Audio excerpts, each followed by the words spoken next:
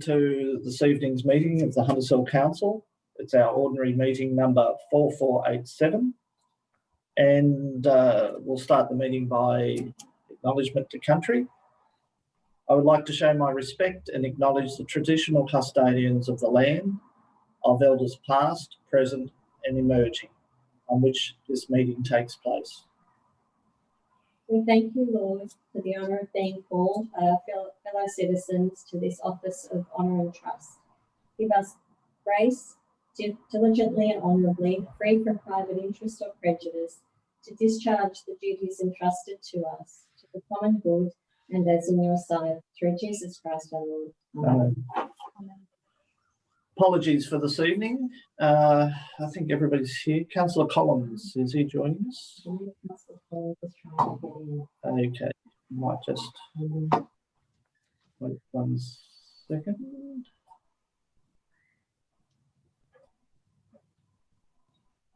Just bear with us while we connect Councillor Collins. Is he there? Okay. Oh, yes. Okay.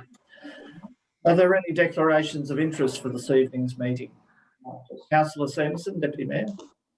Yes, Mr. Mayor. I'd like to declare an interest in item number 4.4. My partner operates a business on the right side of Pittwater Road, north of Thompson Street. I don't think it will have much impact on it, but even so, I think I will absent myself from the meeting during debate and voting on that matter. Thank you, Councillor Sanderson. Any further declarations of interest for this evening's meeting? If none, we'll move on to the business of the meeting. First of all, we need to confirm the minutes of the previous meeting. Councillor Sanderson, you've moved the motion. I'll move the minutes. Thanks, Mr. Mayor. Councillor McLaughlin, second. Are there any comments or discussion about the minutes? If not, I'll put the motion. All those in favour? Against? Declare that unanimous. There are no mayoral minutes and reports, nor notices of motions for this evening's meeting. So, Councillor Sanderson, you have a point. Yeah. Mr. Mayor, could we move item 4.3 in relation to Boronia Park? We do have speakers on the matter. Could that be moved forward in the agenda before item 4.1? Councillor Miles has seconded that motion. All those in favour? Against? Declare it carried unanimously. We'll now move to reports under 4.3, which starts on page 20 of the business paper. I believe we have 3 speakers for this issue this evening, and there are 2 waiting online. I understand and 1 is yet to appear, but we do have a written statement. So I'm not quite sure of the order, but I think we'll start with Dr. Sharp. Dr. Sharp, are you there? I'll just connect you.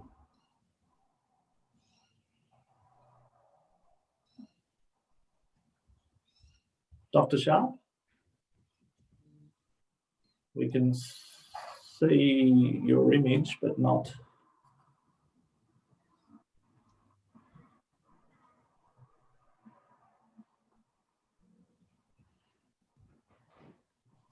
No? Okay, why don't we try and sort that out? Maybe I noticed Mr. Sanford is there. I was wondering if we could move to you to give your presentation. Oh, there's Dr. Sharp. Can you hear us, Dr. Sharp? Dr. Sharp. Dr. Sharp, can you hear us?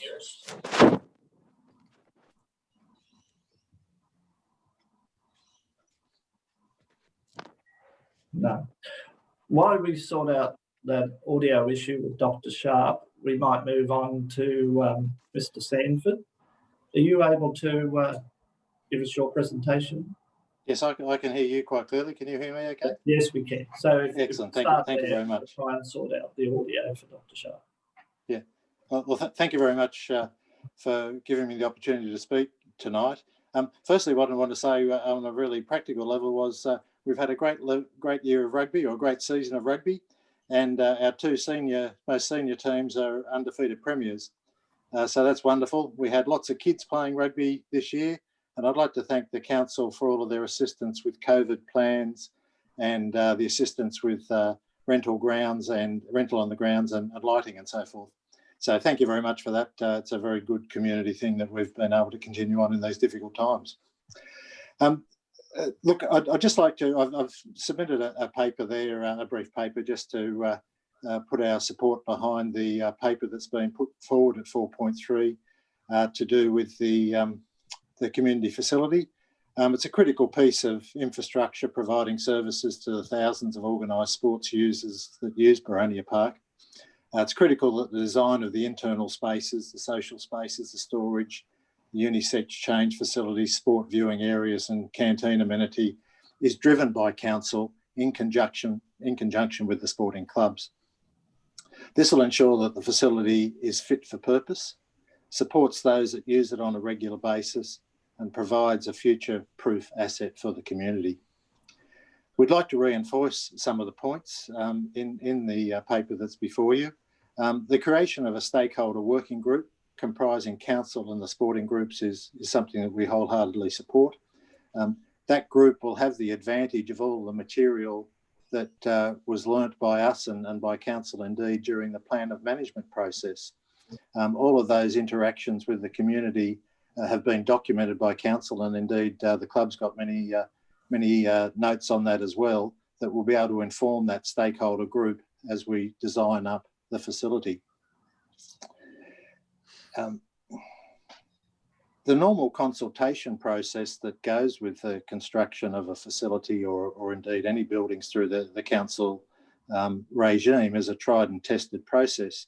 So we'd be wholeheartedly supporting the stakeholder group with the sports groups and council working together to come up with a plan, and then to put it into the more normal DA processes and local planning processes that are, as I said, tried and tested.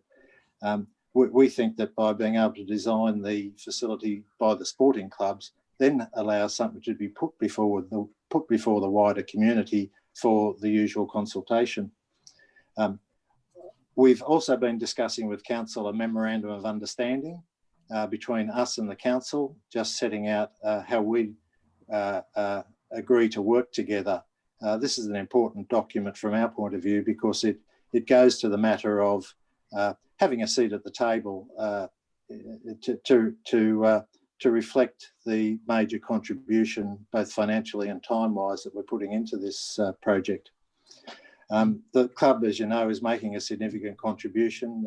We've gone about sourcing the two significant grants that you know a lot about, and we need to embark on a more fulsome fundraising campaign. But in order to do the fundraising campaign, we need to get the design. So we look forward to continue moving forward with council to keep the project moving. Thank you for your time. Is there any questions that you wanted to ask me? Yes, are there any questions of Mr. Sanford?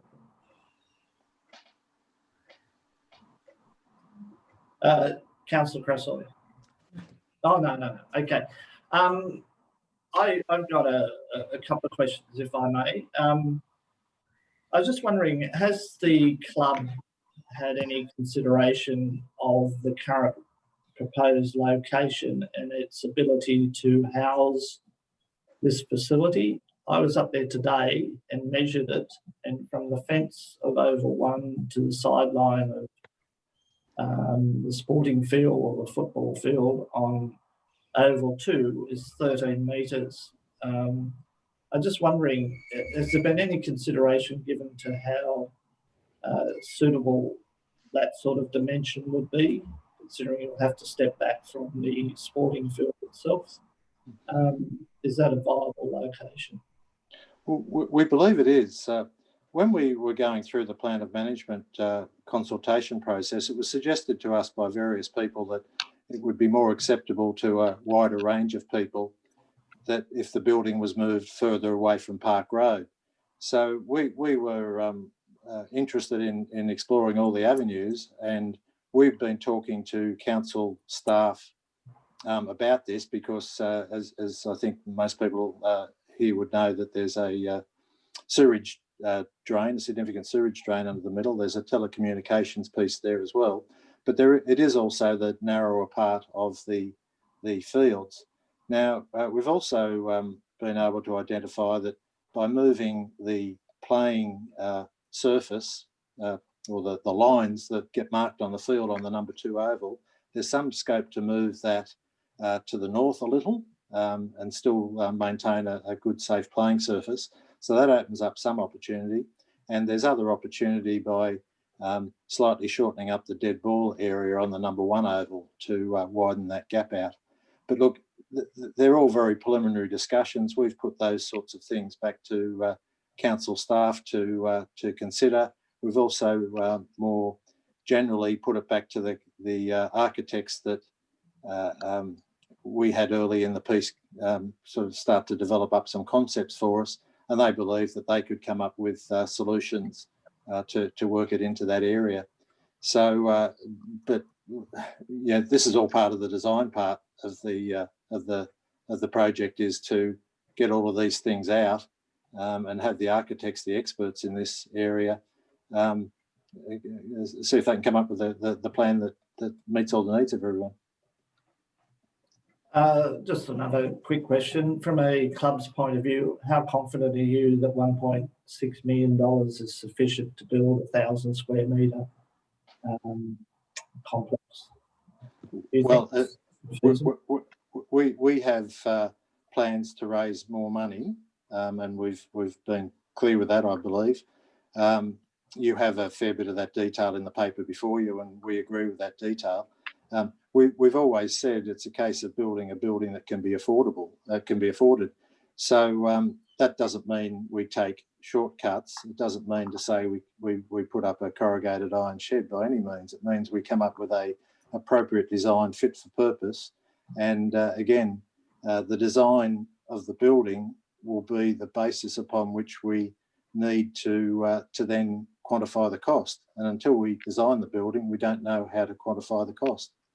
So we're comfortable moving forward on this basis. And indeed, we've been led down this path by the experts within your council as this being the appropriate way to move forward, is to get the thing designed. Okay, any further questions? If not, thank you very much for your time this evening and your presentation, and congratulations on a highly successful year. Well done. Thank you. Dr. Sharp, can you hear us now? I can hear you. Can you hear me? Yeah, we can hear you. Yep. Can you hear me? We can. Okay, terrific. Okay. So over to you. Right. Tonight, I'm getting an echo. Tonight, I'm speaking on behalf of Hunters Hill Trust, not as an individual. And we're pleased to have the opportunity to remind Council of the terms of the New South Wales Government's grant towards Boronia Park Sports Precinct upgrade.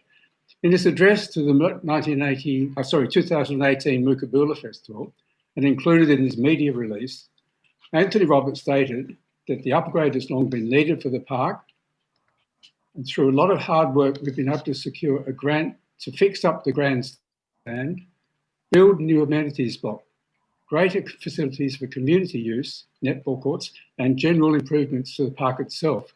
It's not a grant for a rugby clubhouse. It's a grant for general improvements. Now, unfortunately, the report tonight is only addressing one of these 5 stated purposes for which the money was granted. Refurbishment of the grandstand is a surprising omission because in the report you have before you, the note on figure number 1, which is taken from the recently adopted Plan of Management for Boronia Park, specifically identifies internally refurbish the grandstand. And not only that, but refurbishment of the grandstand is given the same high priority as the proposed sport community facility. When we heard Mr. Roberts address the Mookaboola, we were pleased to hear that the New South Wales Government grant would at last help to fund the refurbishment of the heritage CA Fairland Pavilion. Now, there appears to be no other statement of purpose for this grant other than that of the media release. So surely council is bound to observe the purposes stated publicly by our local member in announcing the grant.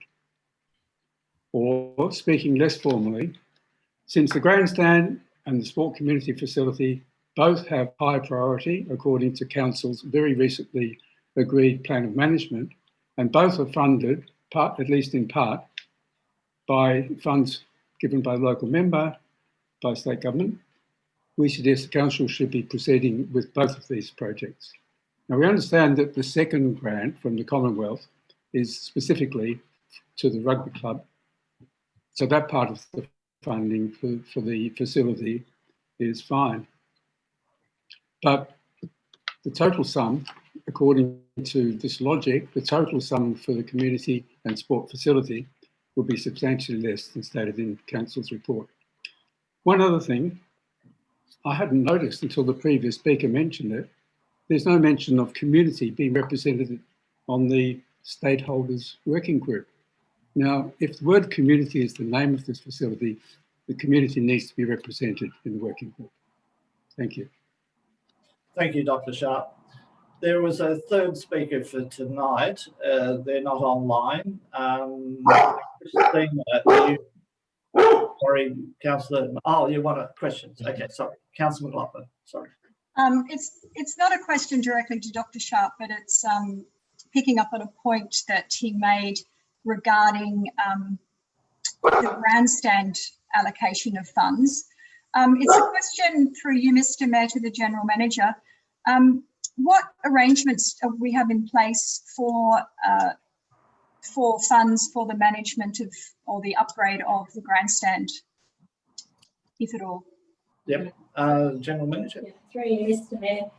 The plan of management that was adopted in April has a range of different actions and works associated with that. And as Dr. Sharp said, some are rated high and then medium and low. So over time, and which is what we also said through the plan of management process, over time we'll pursue appropriate grant opportunities to further those. I believe that within the plan of management, there's an action relating to the foreshore and representing Indigenous culture in the area as well. So that's certainly another grant opportunity we'll be pursuing. So the upshot, I guess, is that you feel confident that we'll get a further grant, which will cover the upgrade of the grandstand. Through Mr. Mayor, over time, we'll continue to apply for grants to further the initiatives within the plan of management. Okay, thank you. Any further questions? Yes, Councillor Miles. Again, through you, Mr. Mayor, probably a question for the General Manager. Dr. Sharp alluded to the grant funding from the New South Wales Government not being for the rugby club. My understanding is that the funds from the state government went to the rugby club or were allocated specifically for the rugby club. Could I just get clarity on that? Yeah, through Mr. General Mayor. Manager. Yep. Yeah. So as the representative from the rugby club rightly said, the sporting clubs lobbied and secured the funding. So there's two sources of funding. There's $1 million from the state through the state member. That has been provided to council through the efforts of the club, and there's $500,000 from the federal government towards the facility, which was provided directly to the rugby club. In announcing the grant, the $1 million, which was at Mookabola, I believe, in 2018, it was announced for the future of organised sport at the Boronia Park Sports Precinct, and to provide accessible and inclusive amenities to support organised sport within that area. Any further questions of Dr. Sharp? No, there's none. We'll now move on to, Councillor Sanderson, you've got a question? Do we have another speaker at this stage? We do. We have a third speaker, although the person's not online, so I'd ask for that presentation to be read out if we have it available.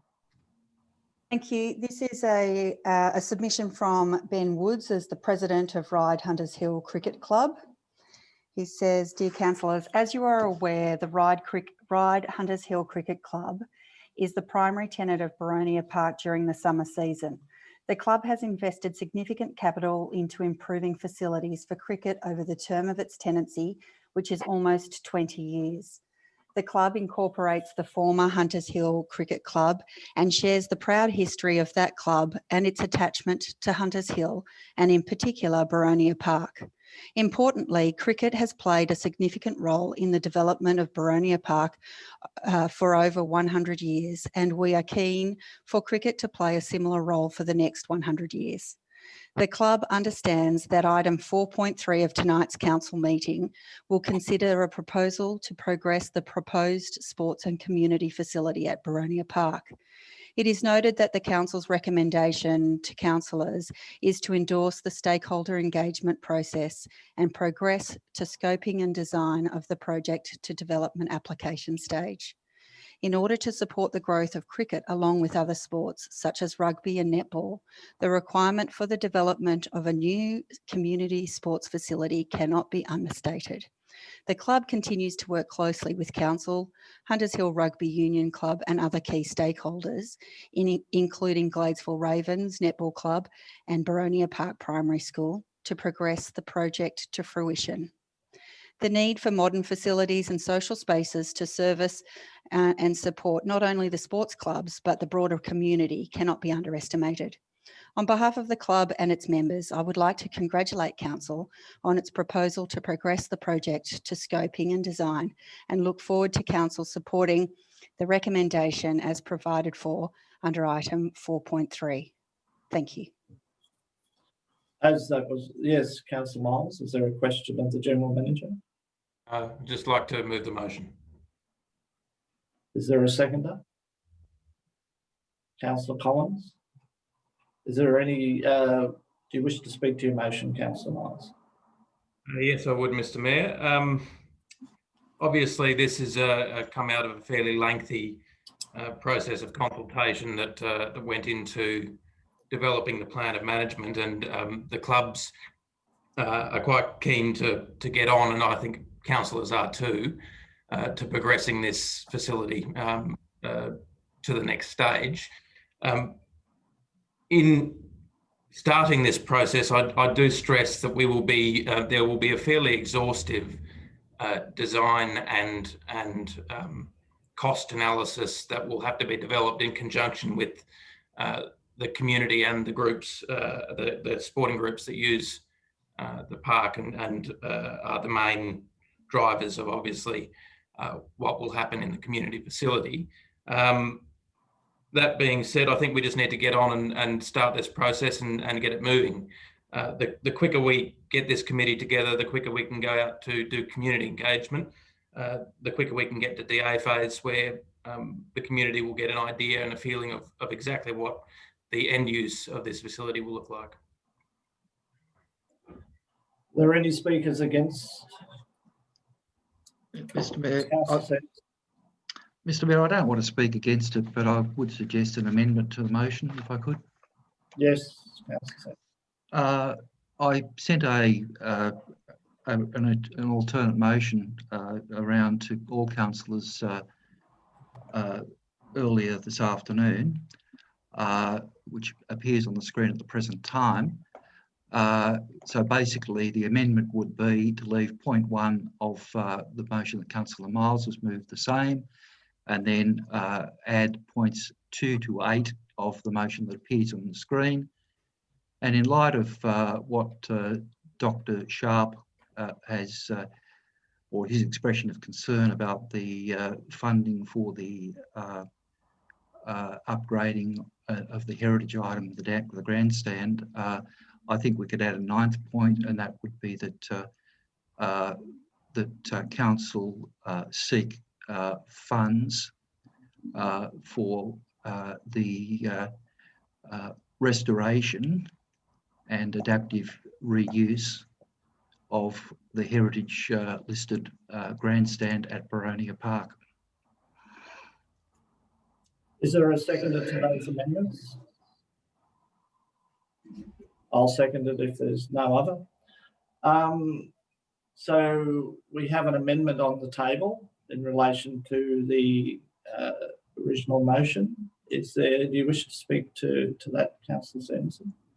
Yes, Mr. Mayor, if I could. Look, I'm as eager as anyone to see the improvement in the facilities at Boronia Park. I mean, back in the days when I was playing and refereeing rugby at Boronia Park, the facilities were not good. I don't think they've improved at all in that time, well, not significantly anyway. We must do something about this. But at the same time, we've got to go through proper process to arrive at that point. And I don't think that it's appropriate for us as a council for us to just start this process off with a 2-point motion. I think there's a lot more to it. We've got to be extremely careful that in starting this process off, that we're not left in a situation, for instance, where if the costs blow out, council's got to put its hand into its pocket for a $500,000 or whatever to finish the project off. We have a responsibility, as strongly as I believe that we should support this proposal. We have a responsibility to ensure that our community's funds are properly applied. If councillors would like to look at the proposed amendments, most of the material actually appears in the report.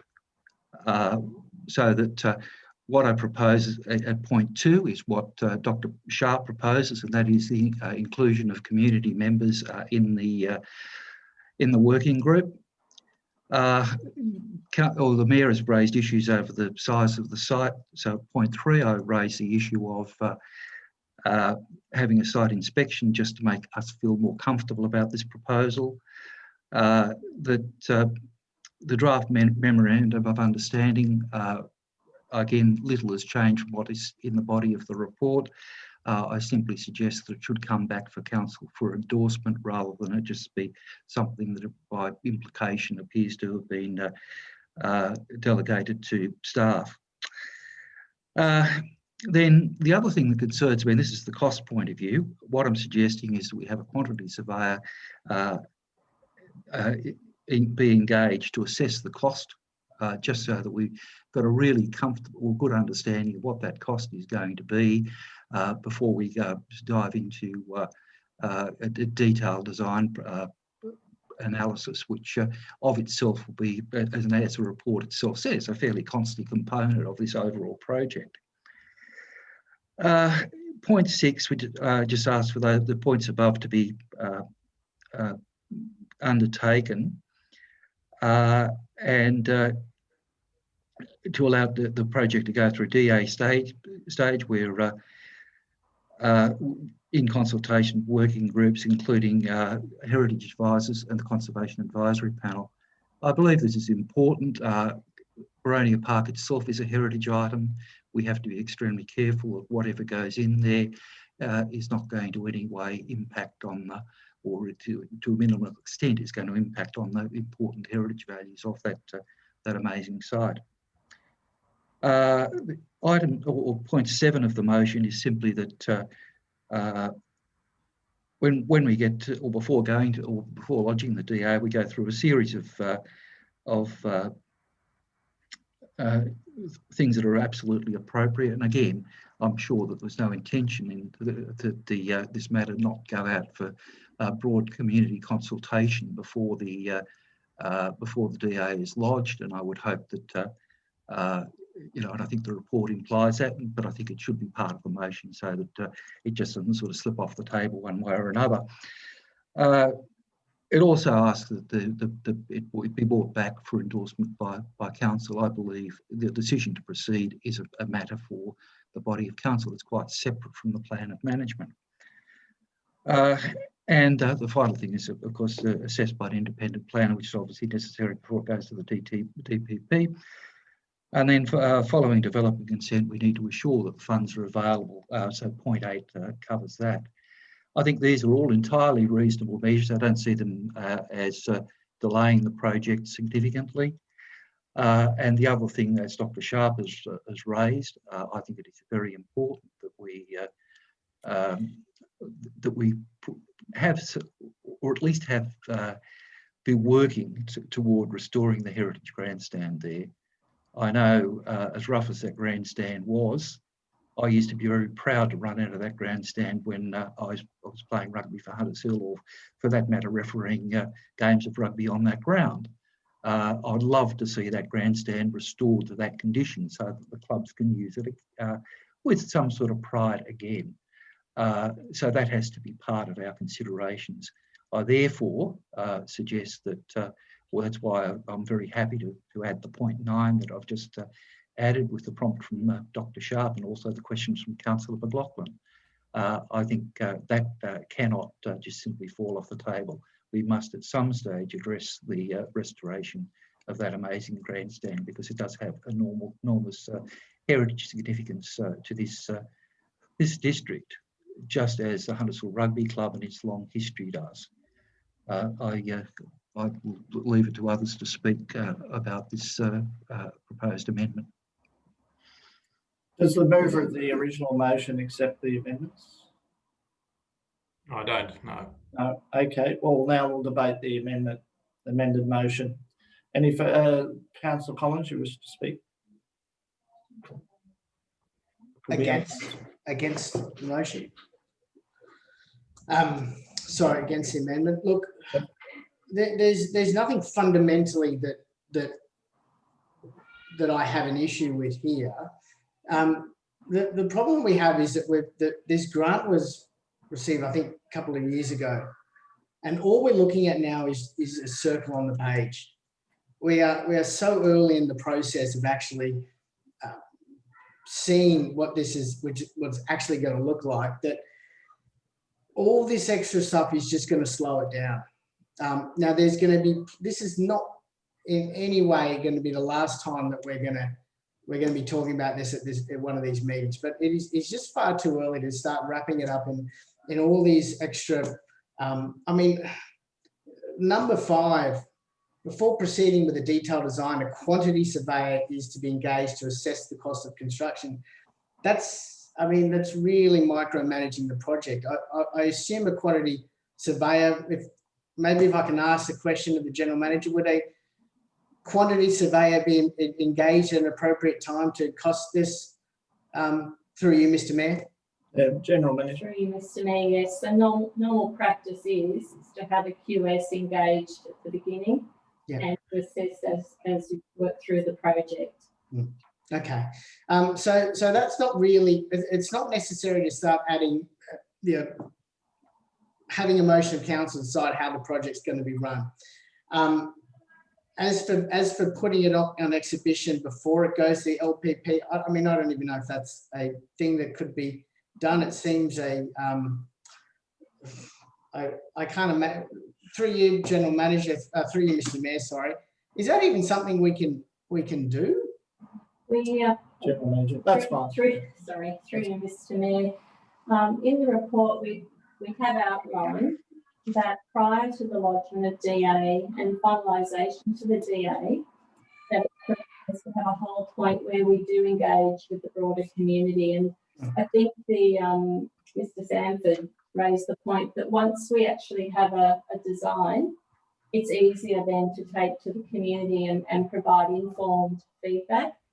And it's proposed that that's prior to DA. Then through the DA process, there would be a further opportunity to provide feedback and comment. And that would be assessed by an independent planner, because it would be a DA submitted by council. And then the community would also have a further opportunity to provide submissions and address the LPP as part of that process. Okay. All right. So look, it sounds like there's going to be there's been a lot of consultation. There's going to be a lot more. It's a bit hard to consult when you don't have anything other than a kidney bean shaped thing on a page. So I think we just need to move this along. That's why I don't support the amendment. As for the community rep, look, I think we need to focus on the sporting groups that are going to use this to come up with what they need and have this as a working group for them to come up with an appropriate design based on based on the, the sporting requirements they have. Once they come up with that, it goes back to the community to engage and to sort of facilitate that. So I think that so look, I just support it as it is. Very early days. I think we just need to keep it moving and not confuse the process. So yeah, I speak against the amendment. Thank you. Any speakers for the amendment? If not, I'll make a comment. Councillor Miles? I'll be speaking against the amendment. Yes. Councillor McLaughlin, you speaking for or against? I'm not speaking either at this point. I'm still thinking about it, but I just got a couple of questions, and Yes. maybe it's just an initial comment, and that is that I think what Councillor Sanderson is trying to do with all of this is to legislate what is in the report, and to try and get that into some kind of, I guess, statutory requirement, if you like, for the council to go through particular stages. So I think that's what he is trying to achieve. But look, I'm satisfied that that the council is putting together a process which is quite rigorous. I know that there is a hold point, and I think that hold point that they talk about in the report is covered in 6 and 7 of Councillor Sanderson's points. As far as bringing the MOU back to council for ratification, I'm fine with that. I'm assuming that's going to happen anyway. Through you, Mr. Mayor, that's a question for the General Manager. General Manager? Through you, Mr. Mayor, the MOU is basically setting out the arrangements between council and the club, particularly with the transfer of funds from the 500,000 that the club secured from the federal government. So the intent of the MOU is actually to address the issue that I think Councillor Sanderson raised around the concern that costs blow out and council be left with the costs. It's been very clear throughout the discussions we've had that the facility will need to be fully funded outside of council funds, and the club, through the MOU, it sets the process that will go through to ensure that. That's all it does. It doesn't talk about anything else beyond that process and that relationship. So is that then something, sorry, through you, Mr. Mayor, is that then something that councillors will have access to, and or is it? Sorry, through you, Mr. Mayor, we could provide access. It's purely as a way of clarifying roles and how we were going to work together through the process. Right, so it's not setting up a license agreement or a long-term, it's got none of those issues in it. Okay. My other question is, my other comment is I don't think we need to have a site visit. I think we've all walked around that area quite extensively. I don't think that needs to be done. I'm satisfied that the quantity surveyor will be brought in early into the process. I do have a bit of an issue with not having some community reps on the working party, but it's been explained to me through a number of people tonight who have explained that it's really the building needs to be designed to be fit for purpose for some of the sporting groups. So the sporting groups need to be able to have a certain change room. Women need to be able to have a certain change room. They're the people who are best placed to be able to design those aspects of the building. My initial concern was that there weren't any community reps on that, but I do notice that we do have the schools involved in the process, and I think that the schools bring a big representation to the stakeholder group. I would like to see a community rep if possible, but I can see that it's not entirely necessary at this stage in the process. So they're just my comments, and I'm still deciding on whether or not I accept this amendment. Are there any speakers against Councillor Miles? Oh, yeah, I'll get to you, Councillor Grasso. Councillor Miles. Thank you, Mayor. Just going through the amendments. The motion as it is in the paper doesn't preclude there being a community rep on there, so I don't think that that's necessarily something that is going to be precluded under the current motion. Site visit being arranged, I'm with Councillor McLaughlin there. We've all been up there fairly exhaustively. We are all up there fairly often. I don't think that is something that necessarily council should do. I think that that's something that the working group should do on site and perhaps invite councillors, but I don't think it needs to be as formal as council going up there at this stage where we won't even have preliminary designs or footprints or any of that type of thing. To go up there is premature to be staking anything out. My understanding is that memorandum of understanding is already in train, and that the staff and the GM have been working towards that with the club, and it sounds to me as though it is a fairly operational thing. Before proceeding with detailed design, a quantity surveyor is to be engaged. That's not how quantity surveyors work. What happens in a project of this type is a budget is set, a broad budget, and a quantity surveyor works with an architect to work out how you can design and build a facility within a budget. So if we don't even know what's going into the building yet, and the best people that can tell us what's required for the building are the clubs themselves and the main user groups, until we have that information, engaging a quantity surveyor won't be able to give you any detailed information on what that building is going to cost, because we need to know exactly what the requirements are going to be, line by line almost, before a quantity surveyor will be able to work with an architect to do that task. Now, council working with heritage groups and advisors, that is demonstrably going to happen in Hunters Hill. It is obviously going to go to CAP. Number 7 is a little concerning to me, that prior to the lodgement with the local planning panel, the DA must be placed on public exhibition.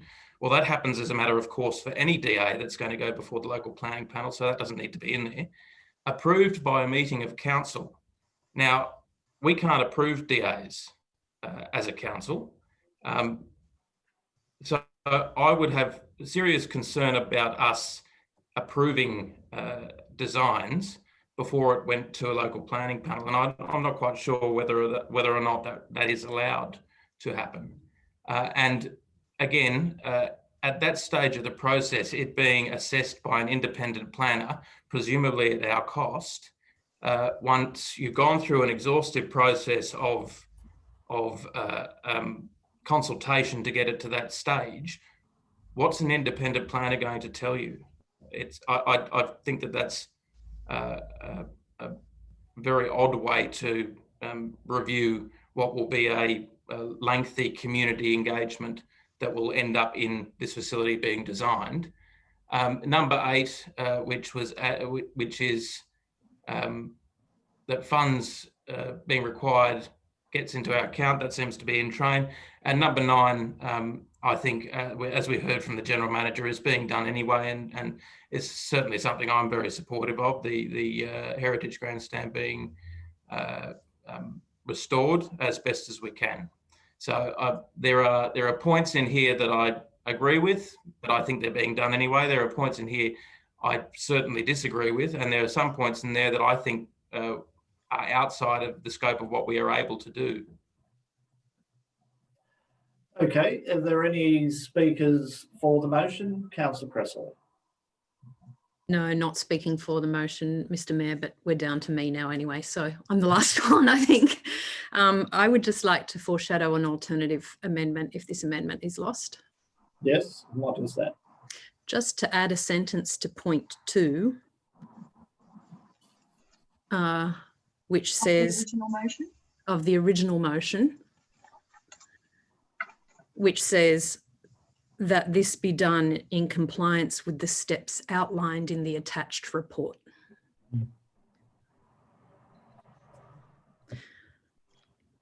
Now that's a foreshadowing, so we don't need a seconder at the moment. So we'll deal with the current motion before us. I'd like to, seeing there's no further speakers before we go to right of reply, make a few comments from my observations. I am 100% supportive of what we're trying to achieve here for our community groups, our clubs. But I am also cautious that we must follow the appropriate process. And to me, there are some initial steps that I believe that need to be taken to ensure that we are capable of delivering this in the location that we've nominated. There's be nothing worse than going through this process or getting expectations up to find that it's not achievable or feasible. So I support the concept of having some initial upfront consideration, both of the logistics of the site, and secondly, this is not rocket science. They build these facilities all over the nation. Sporting facilities are constructed in just about every council, and it is a matter of sizing and ultimate design of the exterior as to the options that we have. Toilets and showers and canteens and meeting rooms are all standard facilities which can be costed. And I think it's important in this process that we get a clear understanding the quantum of money that we have is adequate as we move forward. The other issue that I think Councillor Miles raised, which is whether we have the ability to comment on, I think you used the term approve, before it goes to the LPP. I understand the motion not to be taking the role of the LPP, but agreeing to the adequacy of the process and the result before it is then put as an application. So it's not approving the building or the contents, it's about getting confidence that we've got the process right, the community is engaged. And I do think it's very important that the community be part of this, because we're talking about a community facility, not only a sporting facility. There's going to be a meeting or a community gathering room there, and we need to engage the community to get that room right for the appropriate organisations that are likely to use it. So I think they are a relevant part of the stakeholder group. So having said that, I do reiterate that I do support the quick resolution of this process, because we do need that facility. The community needs a facility and the sporting groups need the facility. But I do agree with Councillor Sanderson that the process needs to be right, and we need to ensure that we don't build expectations that can't be delivered. So having said that, I now move to Councillor Sanderson for right of reply. Thank you, Mr. Mayor. I endorse all of your comments. I think I'll just briefly reiterate that what the motion has done is to pull what is already in the report out. Yes, it has a few extra, I think, checks and balances in terms of ensuring that we get quantity surveying, and I disagree with Councillor Miles that yes, you know, it's just a matter of the level of the design you get to before the quantity surveyor can do their work.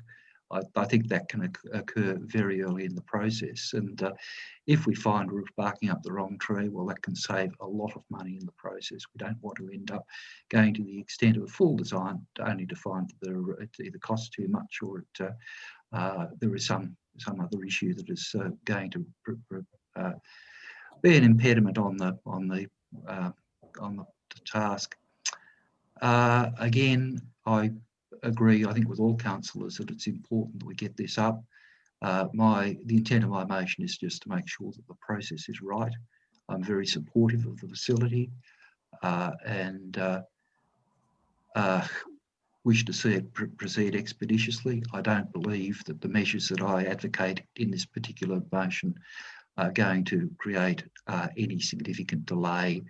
I mean, with a project like this, you have so many different things running in parallel. And I mean, in my career at different times, I've managed significant projects, and it's quite an interesting task to see how many different aspects of a job you can have running at once.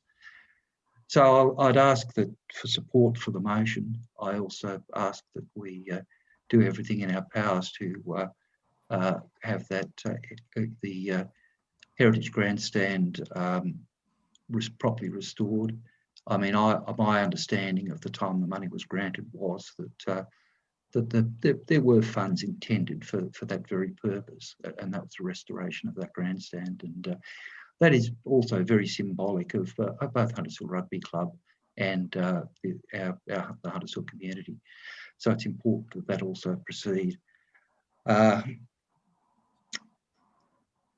I commend them this amendment, and I guess I'll leave it to be voted on now. Thank you. Thank you, Councillor Sanderson. That now closes debate. You need to be aware, and you obviously are, that there is a foreshadowed amendment from Councillor Crasoy if this amendment is lost. So I now put the amendment of Councillor Sanderson to the vote. All those in favour? Against? Declare it lost. Councillor Williams and Councillor Sanderson for, the rest were against. We have a foreshadowed motion from Councillor Crasoy. Councillor Crasoy, do you wish to formally move that amendment? If it assists, Mr. Mayor, I'm happy to accept it. To incorporate it in the motion. Does the seconder of the original motion, Councillor Collins, agree to that? Okay, that now becomes part of the original motion. Is there any further discussion on the motion before I ask Councillor Miles to write a reply? Councillor Crasoy. Thanks, Mr. Mayor. I did just briefly want to speak to a couple of things on that because I do think it's a comprehensive report, and I hear Councillor Sanderson's concerns that we make sure that all those items in the report are addressed. Just on having community consultation, looking at the list of groups in the stakeholder list, I know that all of those groups have a lot of representation from within our local community in the surrounding streets and surrounding schools. But I think the General Manager has heard the concerns of the councillors and might take that into her thoughts, and also about the grandstand, that no one wants to see a disrepaired white elephant sitting on the edge of a beautiful plan of management. And that's why we went through that strong and rigorous plan of management process. So hopefully that this will just get the job done, and we can look forward to really working closely with the community with plenty of opportunities for more feedback down the track over the next year or so. Okay, any further speakers for or against the motion as it's now agreed to be amended? If not, write a reply, Councillor Miles. Thank you, Mr. Mayor. Just very briefly, again, I think we're on the right track here. It is a comprehensive report. The clubs are going to be able to get together with the school and the council and really qualify what it is that needs to go into this facility. And council, obviously, being at the table means that we will be able to add those community facilities inside that we require as well as part of the space. I think it's time to just get on and do it. It's been, as Councillor Collins pointed out, a couple of years now since we've secured the funding. So it's about time that we got that to work. And I think this is the best process, and I'm confident that the staff and the clubs are going to get together and get this done fairly soon. That now closes debate. Thank you, Councillor Miles. I now put the motion. All those in favour? Against? Declare it unanimous. That now moves us back to the original order of business, and that takes us back to 4.1 on page 1. And this relates to our committee structure as a result of the extension of the council term and the need just to ratify and consolidate and fill any vacancies that have occurred in the meantime. So we have Councillor Sanderson's moved the motion and Councillor Collins has seconded. Councillor Miles, Councillor Collins. Actually, I think my hand was up, Mr. Mayor. I think my hand was up first there. Well, I didn't notice because I was reading out what I was saying. So when I looked up, I saw Councillor Sanderson. Is there an issue with that? No, that should be fine. Councillor Sanderson? You're muted. Councillor Sanderson, you're muted.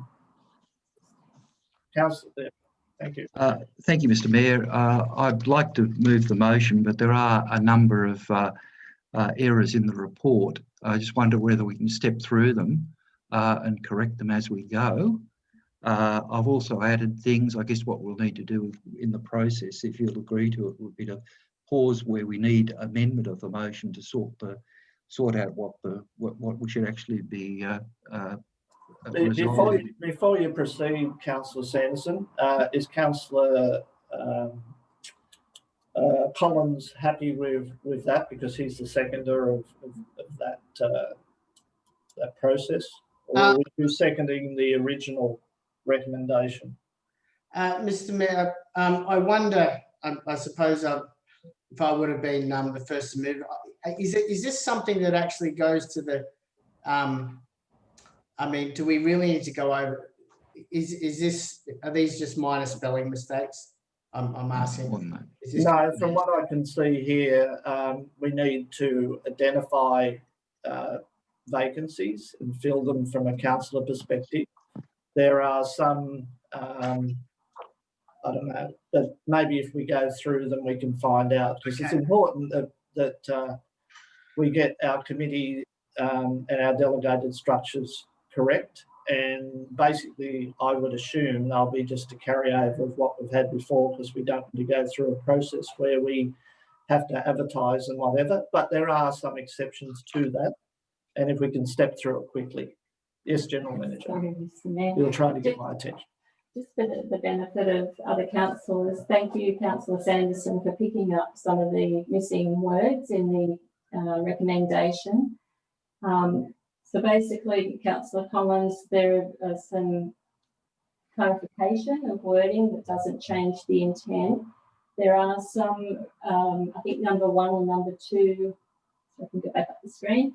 Number 2 is seeking an alternate councillor for the Access, Inclusion and Seniors Advisory Committee. So that is something that if councillors are of a mind, we need an alternate.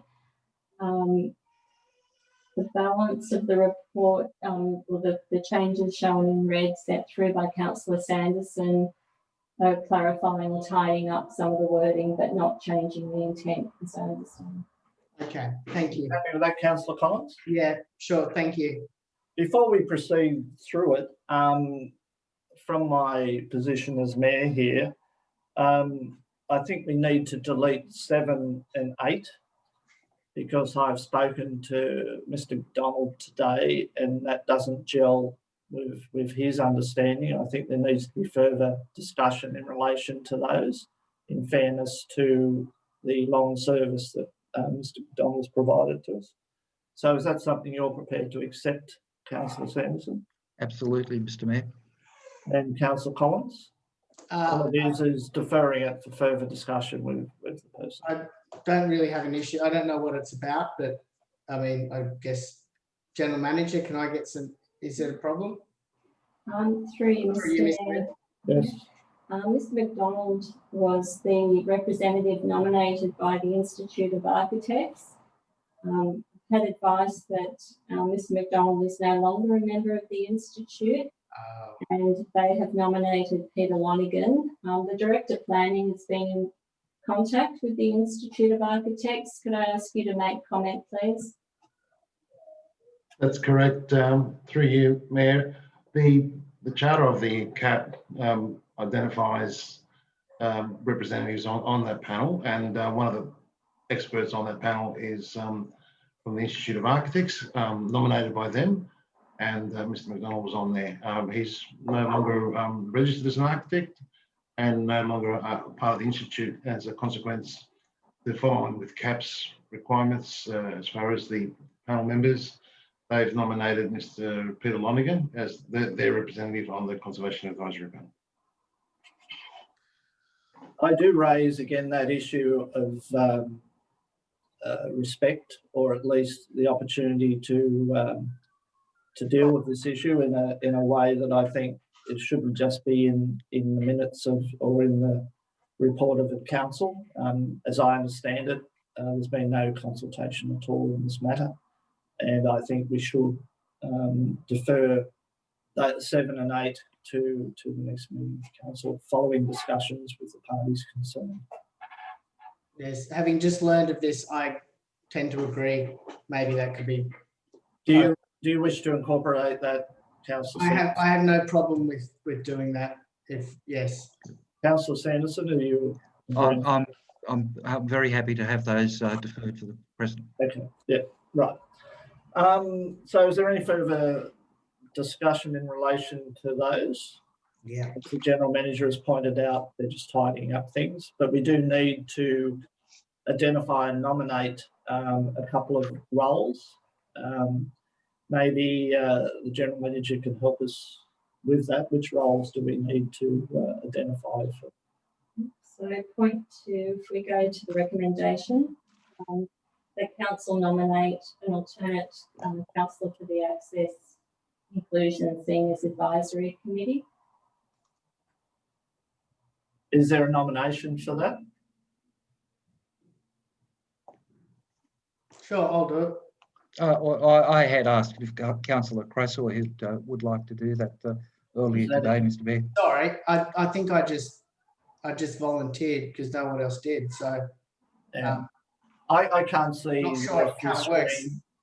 No, well, the issue is we'll nominate somebody, and Councillor Collins has nominated himself. Is there any other councillors wishing to be considered for that role?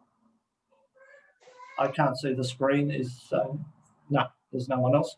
Okay, Councillor Collins, congratulations. Thank you. Now, which is the next thing we need to resolve, General Manager? Just with that amendment, it struck out an alternate councillor. That should remain in. All right, okay. Number 12.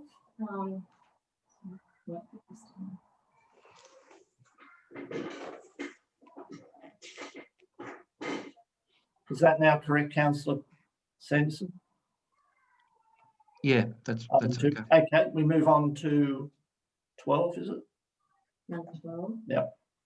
That council nominate a new councillor representative for the Remuneration Committee. Sure, I'll put myself up for that. Are there any other nominations? Yes, Mr. Mayor. Councillor Sanderson as Deputy Mayor. So we have 2. Any further? If not, there's only one position available, so we'll need to take a vote on that. Start off alphabetically, I suppose. Councillor Collins, all those in favour of Councillor Collins filling the role? Those in favour of Councillor Sanderson? I declare Councillor Sanderson in that role with the Remuneration Committee. And I think it's probably appropriate seeing he's the Deputy Mayor. So what's the next issue? Sorry.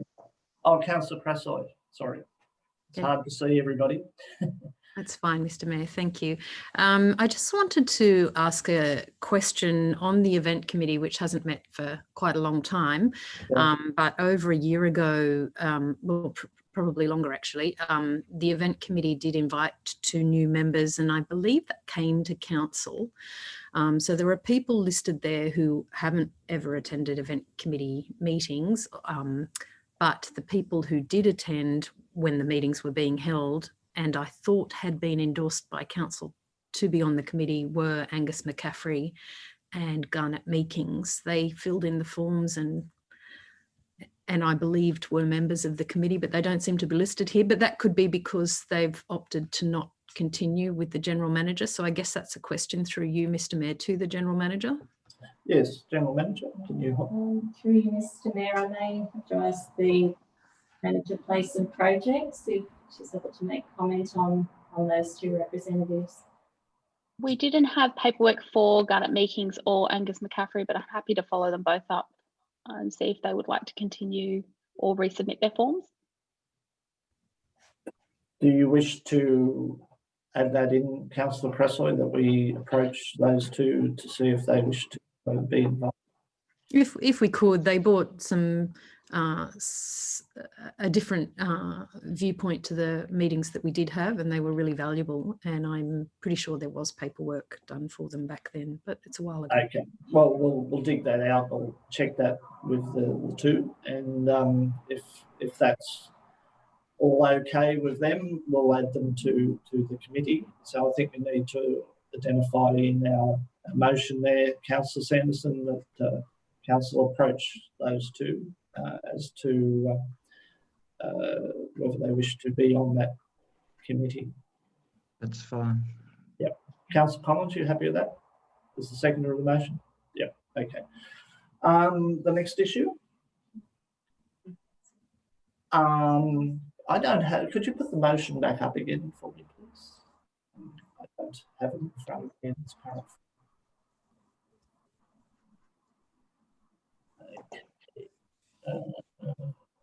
Is there something there about the Sustainability Committee? That's right down the bottom. Is it? Oh, okay. Yeah. That's, I mean, as we're doing it this way, 13 won't be required, but 14 down the bottom is to that the Sustainability Working Party continue to meet at least every second month with its current membership until the next local government election, currently scheduled in September 2021. you can make a comment, gentlemen. Through you, Mr. Mayor, the intent of the Sustainability Action Group or Action SAP is to be a short-term committee for their remit is to develop the draft Sustainability Action Plan. It wasn't intended to be an ongoing committee of council. So if that recommendation was carried, it would be a change in role for that committee or that working party. Mm-hmm. I think that's a reasonable thing to do. Is that what you intend in your motion, Councillor Sanderson? Yes, Mr. Mayor. I mean, I've attended the first two of those meetings, and there was discussion of that group continuing on, and I think it'd be entirely appropriate. I see it as very parallel to the Bushland Management Advisory Committee. We both very familiar with, where the discussion is building, and I think that that committee will do valuable work as time goes on. It's entirely appropriate that a change, even if it means an amendment to the terms of reference for it. Okay.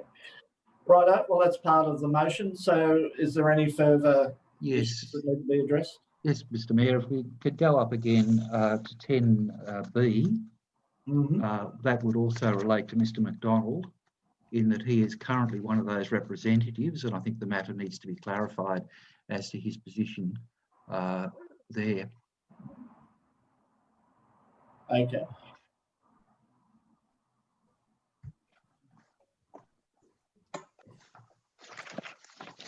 All right. Is there any further discussion in relation to the motion?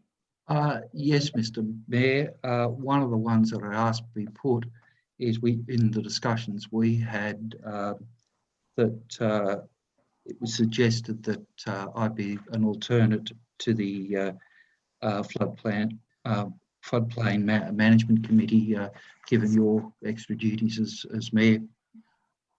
If that could be incorporated. Yep. Is everybody happy with that? Councillor Miles, do you have a question, or you just acknowledge it? Through you, Mr. Mayor, probably to the General Manager or to Councillor Sanderson.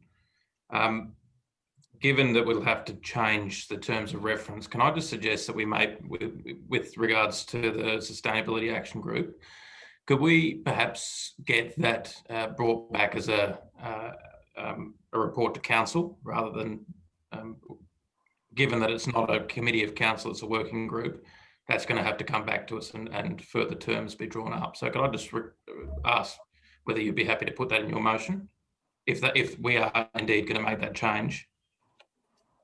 Councillor Sanderson. Councillor McLaughlin had a hand up. I'd be value her. Councillor McLaughlin. Sorry, I just wanted perhaps maybe to put some clarification around that. I think some of the work that we have been doing as a working party with the putting together the sustainability report, I think it would be that working party's view to put forward a recommendation coming out of that report that a committee be formed, that a formal council committee be formed. So I think if the sustainability report comes back in the next couple of meetings, it would be my wish that one of the recommendations is that the sustainability committee become a permanent council committee, if that helps. Okay, I think it's probably on that basis, in the other comments, probably best that it come back as a separate item at the next meeting of council with terms of reference, and it'll be a matter of incorporating the current membership rather than having to go on to advertising. That would take too long, I would imagine. So are you happy with that change, Councillor Sanderson? Yes, that's fine, Mr. Mayor. Councillor Collins, you happy? Yes, okay. Just one minor thing that I've picked up, that some areas chairs are identified and other areas chairs aren't. You might just have a close look at that and represent that accurately. And as I understand it, the mayor is the chair of all committees, and it's delegated to those chairs to run the meetings. So any further discussion in relation to these committees and nominations, etc.? The only other issue I can see, Mr. Mayor, is that there were quite a number of vacant positions. I don't know whether the intention is to seek to fill those positions, or what we plan there. We've already dealt with the Events Committee, but other committees that do have vacant positions. One of them I noticed was the Hunters Hill Main Street Committee. Yes, well, I guess we don't have much of a council term left, and by the time we advertise it, probably be into the new year, and probably not a great deal of opportunity for people to contribute. So I'd probably suggest we just run with what we've got at the moment. Is that fair, General Manager? Through you, Mr. Mayor, whilst it's not explicit in the recommendation, within the body of the report, it does make reference for the Hunters Hill Village Committee that we seek nominations from retail and commercial sectors, and if we don't attract that representation, we consider winding up that committee. And with Gladesville Committee, it's recommended that we seek a further 2 nominations for that committee. Okay, I think that covers the issue. Councillor Crasoy. Thanks, Mr. Mayor. Sorry, just because the screen's sort of wound up and down and fixed, I can't scroll down to see the rest of the amendment, but thank you. Just on thinking about your note about the Sustainability Working Party, that the report come back to council with the terms of reference for the Sustainability Working Party. Is there some wording we can put in there that those terms of reference be developed in collaboration with the existing working party, that the terms of reference for that committee? Do you understand what I'm asking? Yeah, I don't know if it needs to be written there, or whether the General Manager will probably just take that into consideration for the next working party meeting anyway.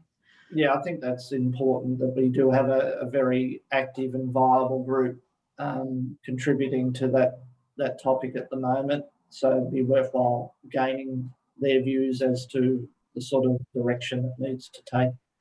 But I agree that it is a very important aspect to council's business in current and into the future, working on our sustainability. So I think it's important to elevate that, but we need to go through the right path. So I think that's really tidied everything up, has it? Everybody happy? Well, I think now that we've got all the other stuff in the body, we can probably afford to delete any non-relevant parts of 13. Oh, well, it really would be just duplicating. So I think it gets, we go through editing. So it's not contrary to anything we've done. So I think. Well, A is, but I mean, that can go. Is it? Oh, yeah, okay. And So I think, yeah, we can delete A.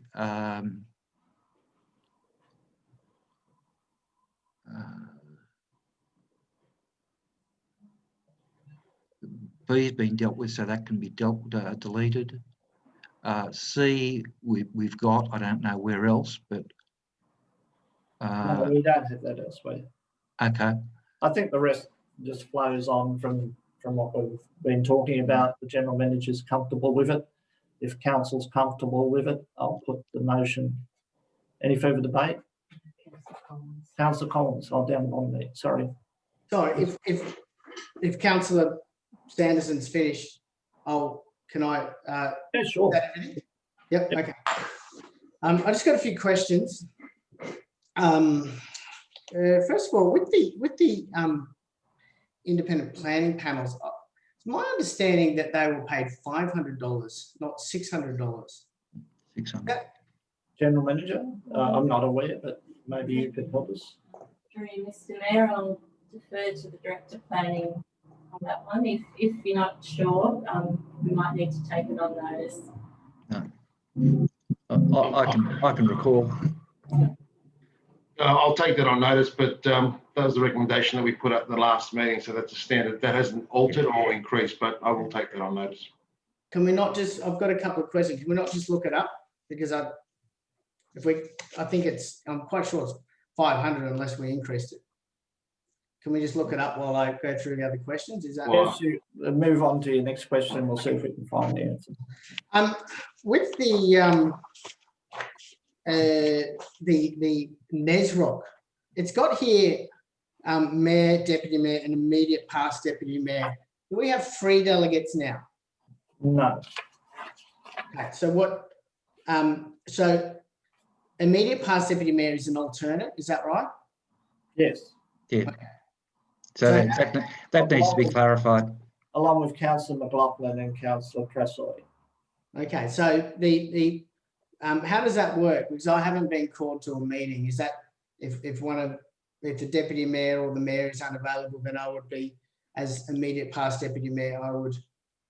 Well, in the last term of NESROC, Councillor Bennett and I were able to attend all meetings. Okay. And if not, then we rotate it through those 3 positions. Okay, all right. Okay, no worries. I didn't see anything about the school safety committee that we formed a year ago. General Manager? Yep, through Mr. Mayor to the Manager of Place and Projects. Could you provide an update, please? Yeah, on the recommendations of our Principals Committee, we're working through how to get the P&Cs engaged. There is a Getting Around survey that we will be launching in the next week or 2. So we just wanted to wait until consultation had wound up on our People and Places survey, so we weren't oversaturating the community. But we do have plans not to create a formalised committee, but to create a conversation around school safety. Yeah, I'm still not confident that the motion of council is being enacted. The idea was to have the P&C presidents as the members. I'm not saturating the community by engaging. What do I need to do? What do we need to do to get this committee formed? And when's it going to be formed? Because it's, to me, I've found that there's been other committees. We've got the Climate Sustainability Committee, which was formed in February or March. It's already up and running. They've had meetings. This was formed, I think, in November, and there's not even a charter. Yes, well, what we can do, Councillor Collins, is as we're doing with the sustainability process, that we'll bring back to the next council meeting a position and an update on what's intended, and then council can make an informed decision as to how that's going to progress. Thank you. That would, I appreciate that. That would be, Okay. that would be good. Any further questions, Councillor Collins? We've just got clarification on the payment of the, No, we can't get clarification at this point, but to satisfy that concern, we could say payment in accordance with the previous decision of council, and that may be the same as what is being proposed here, or it may be another factor. Is can that we fair maybe enough, bring that gentlemen? back as a question with without notice to be reported as that? No, well, I think it's just a matter of clarification, and if we allow both items to be in there, then we can default to whatever is the appropriate one. If a decision was 500, then that's what it should be. If it's not and it's 600, then that's covered in the process. Councillor Sanderson? Look, I believe it's in either the regulations or the ministerial orders, so it should be easy to find. So if we just comply It's with that. 500. It's 500, so that's why. Unless they got a pay rise. Well, Councillor Collins, we can deal with it on the basis that we check on it, and if it's, and we can have in the motion here whatever is the statutory or regulatory requirement in terms of that quantum. Okay, can I ask, through you, Mr. Mayor, to the General Manager, do I need to write that to get it as a question without notice, or can you? No, it's incorporated in here. It's No, already. but I want to ask the question. I want it written. I want it documented. Through you, Mr. Mayor, we can send out to all councillors and confirm the dollar payment. Thank you. Any further questions or comments, Councillor Collins? If not, right of reply, Councillor Sanderson. I don't think there's any right of reply required. I just think we just Okay, I'll now put the motion. All those in favour? Against? Is that Councillor Collins? You against? No, I mean, okay, that's passed unanimously. We now move to the next item, which is 4.2. And before we deal with that matter, I'd like to make a comment. On this matter, I've shared my views with the General Manager, and I'll do the same with the Council. Is my understanding that this motion or this proposal or recommendation is not consistent with the Local Government Act. I've checked that with the Office of Local Government today, and they referred me to section 232 of the Local Government Act, subclause 1, parts D and E, and also subclause 2. And I'm reading those. To me, councillors are required to operate across the council and not within a ward structure. So I don't believe that this proposal is consistent with our obligations on the Local Government Act. So I would be suggesting to council that we not proceed with this matter. I can read the elements of the Local Government Act if that's of assistance. But is there a motion in relation to the matter after my comments? Yes, Mr. Mayor, I move that we don't proceed with the proposed, whatever it's called, sorry, I don't have it in front of me, but we don't proceed with the funding process. Council Award Program, it's called. Yep. Councillor McLaughlin, are you seconding that? No, I'm not. I'm just before we started moving motions, I just wanted to get some clarification. Thank you, Councillor Williams, for seeking your clarification. But I'm just interested to hear through you from the General Manager or from the Manager for Governance and Finance, just where this motion comes from. I'm a bit perplexed as to where it has come out of and the rationale behind it, and why we've suddenly allocated this money to this particular funding program. Through Mr. General Mayor. Manager. Yep. So in the 2021 budget, there were funds allocated. The purpose of these funds is to enable councillors, rather than move notices of motion from the floor for projects or funding to support local groups that haven't been budgeted for. It was to enable a funding source for that. So in the past, when council has resolved to support a particular group, to hold an event or to purchase a small piece of capital, that hasn't had an identified funding source. So this was a means to provide that to the councillors. The Mayor did raise his concern about whether it should be split across the wards. We sought advice, and I'll go to the Director of Finance and Corporate Strategy to talk about the Act and the way in which this particular policy has been framed to ensure that we do comply. And it is an approach that other councils have taken, not suggesting because others do it we should, but it is a practice that does exist elsewhere. If I could ask the Director of Finance and Corporate Strategy to talk about the reference to the Local Government Act and the intent of the policy, the framework. I acknowledge section 232 and the definition of councillor and talking about a collective interest of residents, ratepayers and local community. The program, it's essentially that, it's how it's framed as a program. So in other words, it's the same rules are applicable to both wards 1 and 2. We've set the framework there that the application process will be entirely consistent for all councillors in wards 1 and 2. We've added the additional layer of transparency where we've said that all applications that are approved would be reported in the annual report. And the other thing that we've also done is we've covered off the fact that where it's financial assistance, there was a recent change in the Local Government Act. Previously, you couldn't delegate financial assistance, but you can do that now.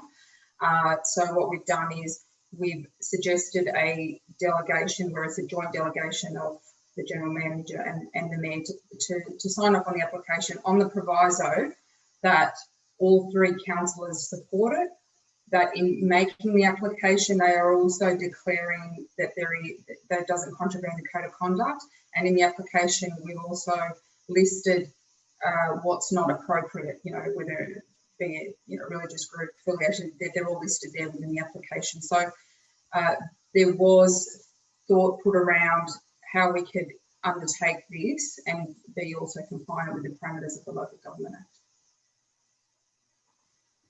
Yes, Councillor Collins, we need a motion. Can I have a Councillor Sanderson. Sorry. I've already I was first. Yeah. No, you weren't. I moved the motion quite some time ago. Yeah, but we need a seconder for the motion. Can I ask a question, Mr. Mayor? Yes, Councillor Collins. You ask a question. Okay. Yes. Is your issue that it's divided by wards? Is that the only issue? Yes, if you read the Local Government Act, and my advice from talking to the Office of Local Government is that councils must deal with the collective interests of residents over the whole of the local government area. They're accountable for the whole of the local government area, and to petition council into wards and to have a complicated process, whether or not it does in essence or otherwise comply with the Act. I just don't see it as necessary, and from my advice, it is inconsistent with the role of a councillor to be dealing with things in a ward-based program. Whether or not other councillors have done it, I'm not aware of, but the advice from the Office of Local Government is, and they referred me to section 2.232, and that's about the role of the councillor being representing the collective interests. Yes, Councillor Bockwood. Oh, I just wanted to ask a further question when you had finished. I've finished. Yes, Councillor Bockwood. I guess it's a question through you, Mr. Mayor, to the General Manager again. How does this scheme differ from the current community grant scheme that we have? And I'm fairly certain that recently we changed that community grant scheme to incorporate an annual, I think it was, grants opportunity. But then there was a situation where if something came up outside of the normal grants program, that it would be that money was set aside to consider those exceptional circumstances, if you like. Is that your understanding? And how does this situation, or could this program be put into that situation? General Manager. And I'll ask the Manager Place and Projects to make further comment that the Community Grants Program is an annual program that is to run once a year. It's quite specific in terms of the lines need to be not-for-profit or incorporated and set particular criteria. The idea behind this program is that it enables a more responsive approach. As far as I'm aware, we don't have a separate allocation that can be used. We just have an annual advertised program that people formally submit through recommendations, come to the council. The council then will make a decision on whether or not they accept and support particular projects put forward. Manager Place and Projects, could you make a comment, please? Yes, through you. The Community Development Grant Program is one aspect of it, and the other one's community assistance, which I think maybe you're alluding to, Councillor McLaughlin. So that's more for people who are excelling in their sport and need additional funding, and that can come through as an ad hoc basis. But at this stage, we only have our annual community grant program, and we are limited to that at this point. Councillor Collins, you have a question? Yeah, of you, Mr. Mayor. If your only issue is that it's a ward-based thing, should we just bring it back once we have that clarified? I support the idea, but if it shouldn't be ward-based, then of course we could bring it back. Would you be supportive if it wasn't ward-based? I think the issue is for the whole of council to have it delegated to councillors to do the process. I think will put an unreasonable burden on councillors, because you'd have everybody after your $3,000 or whatever it is when you divide across all the councillors.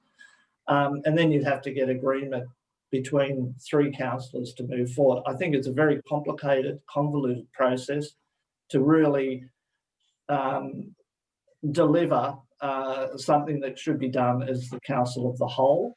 And if there are urgent issues that come up, then councillors at a council meeting can consider that. But to do it on the basis that councillors are out there with a wad of money in their pocket, I just think it creates the wrong look in the community and would create pressure on councillors. And in actual fact, it's not a large amount of money in any case. I think the council process is the way to do it. And I do restate my position. The councillor's role under the Act is to be accountable to the local community, not to wards or to individuals in the community. So that's my concern. And point of order, Mr. Mayor. Yes, Councillor Cressler. I'm answering Councillor Collins' question. It sounds to me like we're debating here. No, I'm answering a question asked by Councillor Collins. Okay. My question. Yeah. So, okay. We've got a motion on the table at the moment by Councillor Sanderson, seconded by me. Councillor Sanderson, do you wish to speak to the motion? Just to clarify the motion, and that is simply that council not proceed with the proposed funding program, and we'll put the motion. That'd be great. Is there any further debate in relation to the matter? Yeah, I'll speak. Councillor Collins. I'll speak against it. I think it's a great initiative. If there are legal issues around it, then you know, let's have a look at them. But if the underlying principles is that you know, we don't agree, you know, certain councils don't agree with it, then I think we just need to have that you know, collective discussion. I think it's a great opportunity. I think you know, there are ways that we can, as a council, you know, move funds and to support the community in certain times. And this just basically, it's a small amount of money. It was in the budget, I noticed, last year. I thought it was a great opportunity to find a project that needed funding, and you know, be able to have that source of funds. So when we bring a motion, we have a source of funds which we're required to do. I didn't mention it in the budget because I didn't think anyone else saw it. I think it's only $10,000. Is it 10 per ward? 20 yeah, 20,000 in total. Look, let's just. I just think it's a good thing to try. It's not a huge amount of money. It's not going to create a. Look, if it was $1 million, I hear your concerns there, but it's just small amount of money to help those that could need it. So I think it's a great initiative, and you know, let's have a look at it next year and see how it works, and yeah, maybe something we keep going. So I am against the motion. Any speakers for the motion? Councillor McLaughlin. I'm just clarifying that I'm speaking to the motion that Councillor Sanderson circulated earlier today. That's correct. That's correct. We've had Councillor Sanderson speak. We've had moved his motion, and then we've had the speaker in opposition in Councillor Collins. Now it's over to you to speak. I assume. Hang on. No, this is not the same one I'm looking at. Isn't it? No. Oh. No, that's not what was moved by Councillor Sanderson. Right. Okay. I'm looking at one that was circulated earlier today, which was a very simple motion. Councillor Sanderson, I'm sorry, that said that Council approved the establishment of a program for the purposes of providing financial support for community initiatives. 2, that the application for program funding be considered for approval by Council, and then point 3, I think, was the same. But it didn't speak to a ward program, it spoke simply to a program. I'm sorry then, I'm looking at a different motion, and can we get clarification from Councillor Sanderson as to what motion? The motion I've put is the one that was just displayed, which is basically that Council not proceed with the proposed funding program. I think the words are slightly different, but the same effect. That's which is fine with me. Does that include the points raised by Councillor McLaughlin? Well, I would suggest that Councillor McLaughlin, if this motion is lost, she may wish to put that as a foreshadowed motion. Thank you. I did wish to support the previous motion, which I think was just basically taking the wards out of the program and allowing all of us to have to seek funding across the entirety of the municipality. All right, Councillor McLaughlin, I don't know what motion you're talking to. It certainly wasn't circulated to me.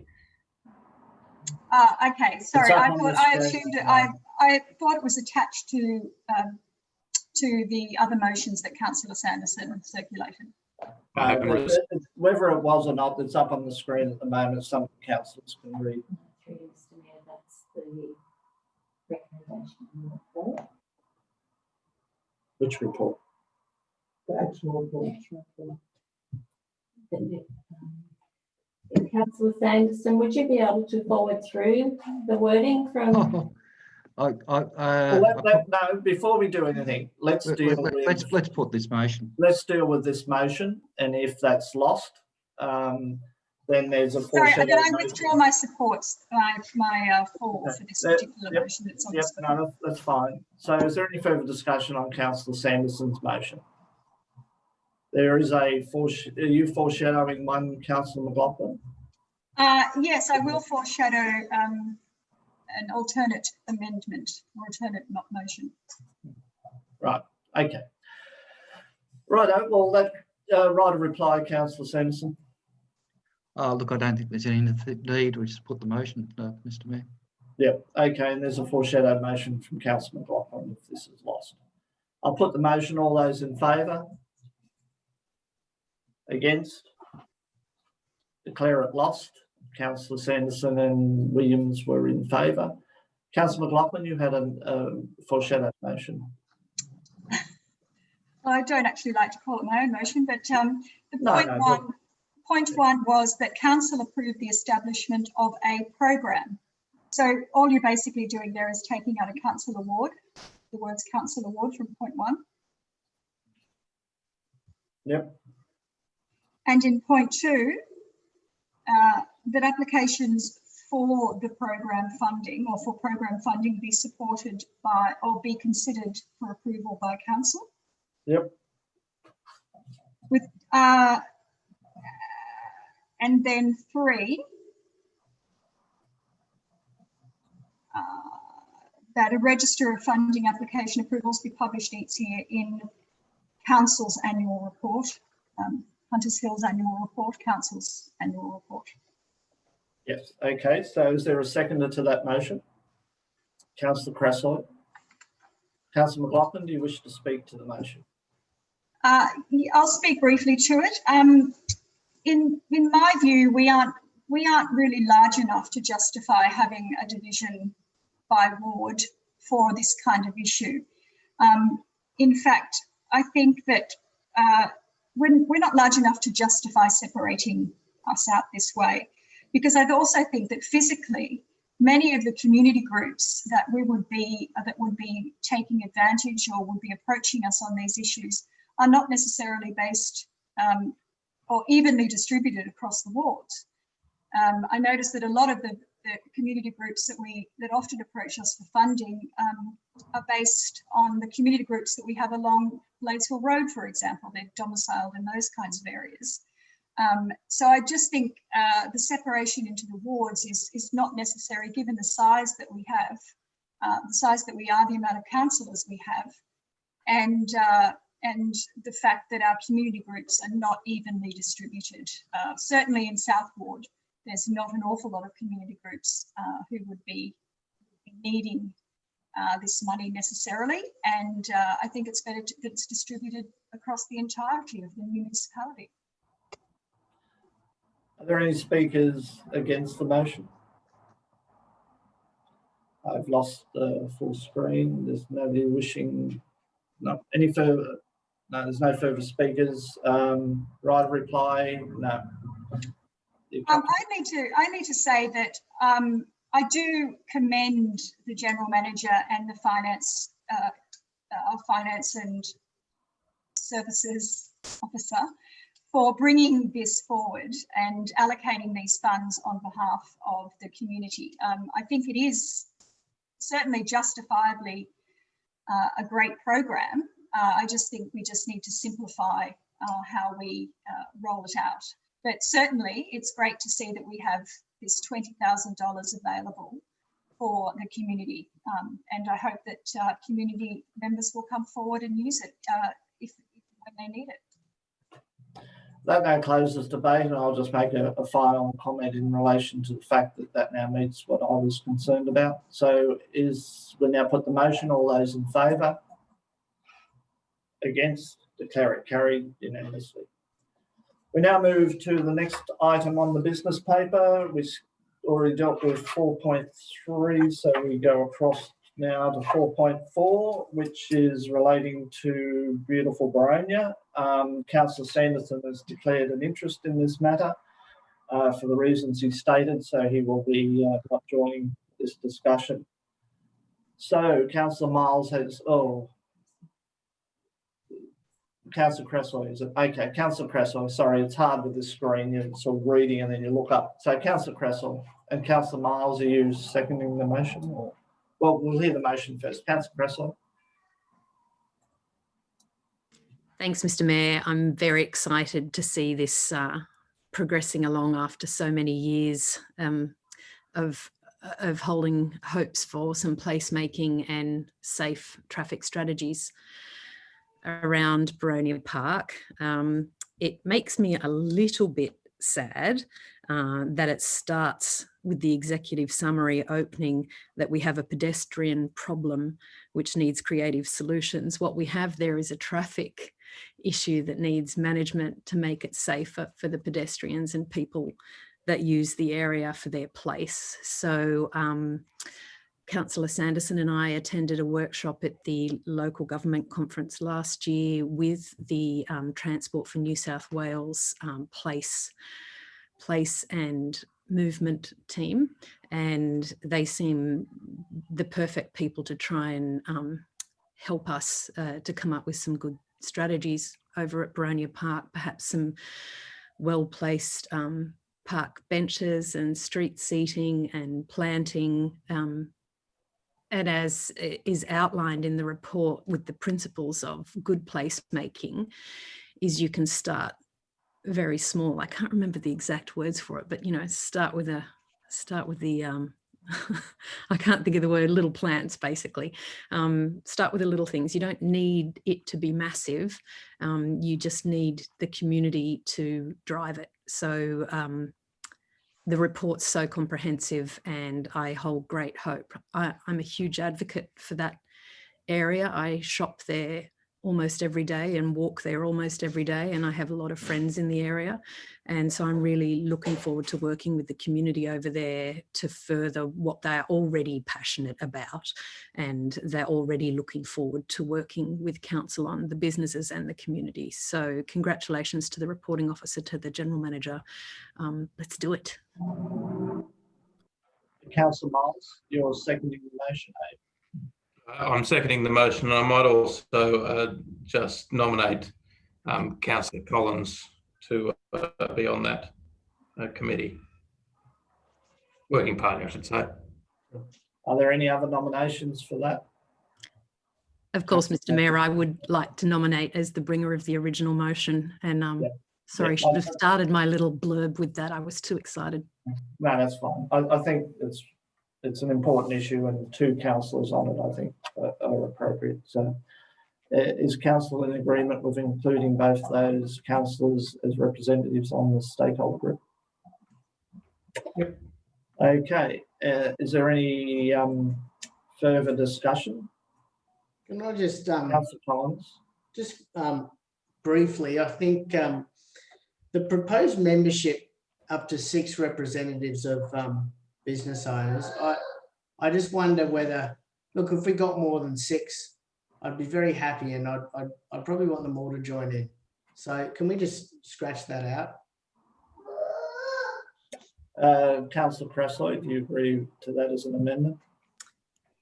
Yeah, I don't mind. The only thing about it saying 6 is it speaks of what we hope to have there as a minimum. And I like that it's that we're encouraging the ride side to participate in that conversation. But it doesn't bother me. So as long as that doesn't adjust the motivation for the higher target of 6 at a minimum. Yeah. Are you happy with that, Councillor Collins? 6 as a minimum? Well, no. I mean, this is actually putting a maximum on it. I just think not if it's as a minimum. Sorry, well, we might not get 6. I just think, maybe just put business owners, as many want to join. Get all of them. I'd love to see all of them there. There's not that many. I mean, how many would you? Anyway, Councillor Crasso, you've got the motion. Are you happy with that? Yeah, it's fine. Okay. Whatever keeps him happy. Right. Well, that's not really what we're here for. But so you've spoken to the motion. Any further debate? Councillor Miles, you wish to speak to your seconding? No.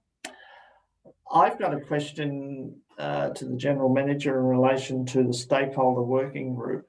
Does that include residents? Through you, Mr. Mayor, the intent of the working group is for the working group to take carriage of action. So the first step is to identify actions and then to take carriage, rather than give a list of things for each council to do. At this stage, it's looking at the people that can bring either resources and or funding to the working group. If I could ask the manager, please, just to talk a bit more about the broader engagement with the community, please. Just need to unmute.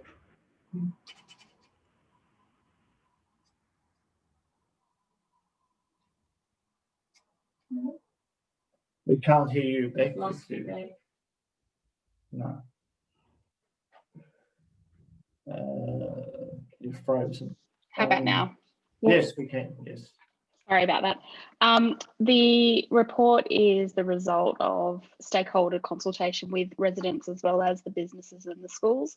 In terms of the composition of the working party, we were trying to work more closely with, as the general manager said, the businesses and the key parties that can bring something to the table.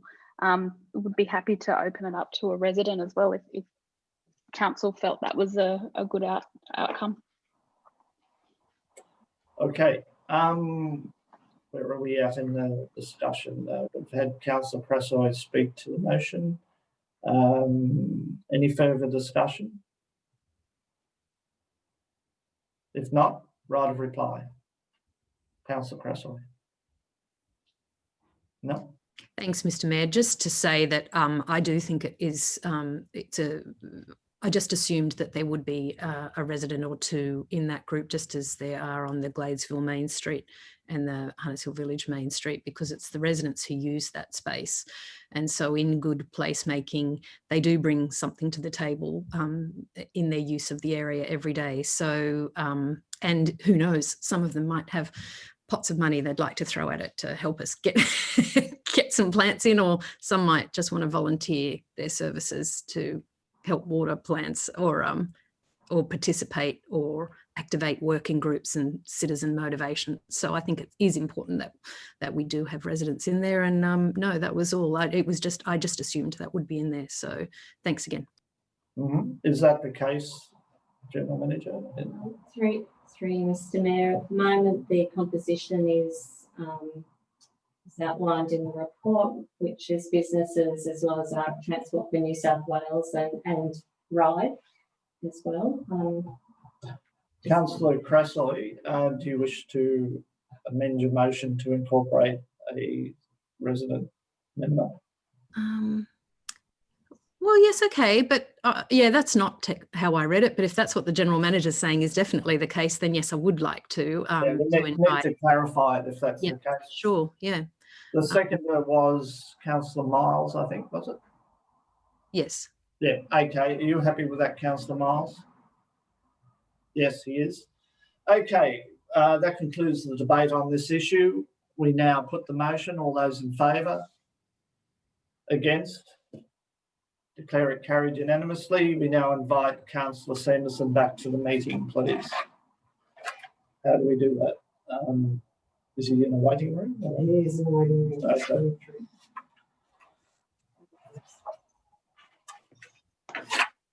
Is he back?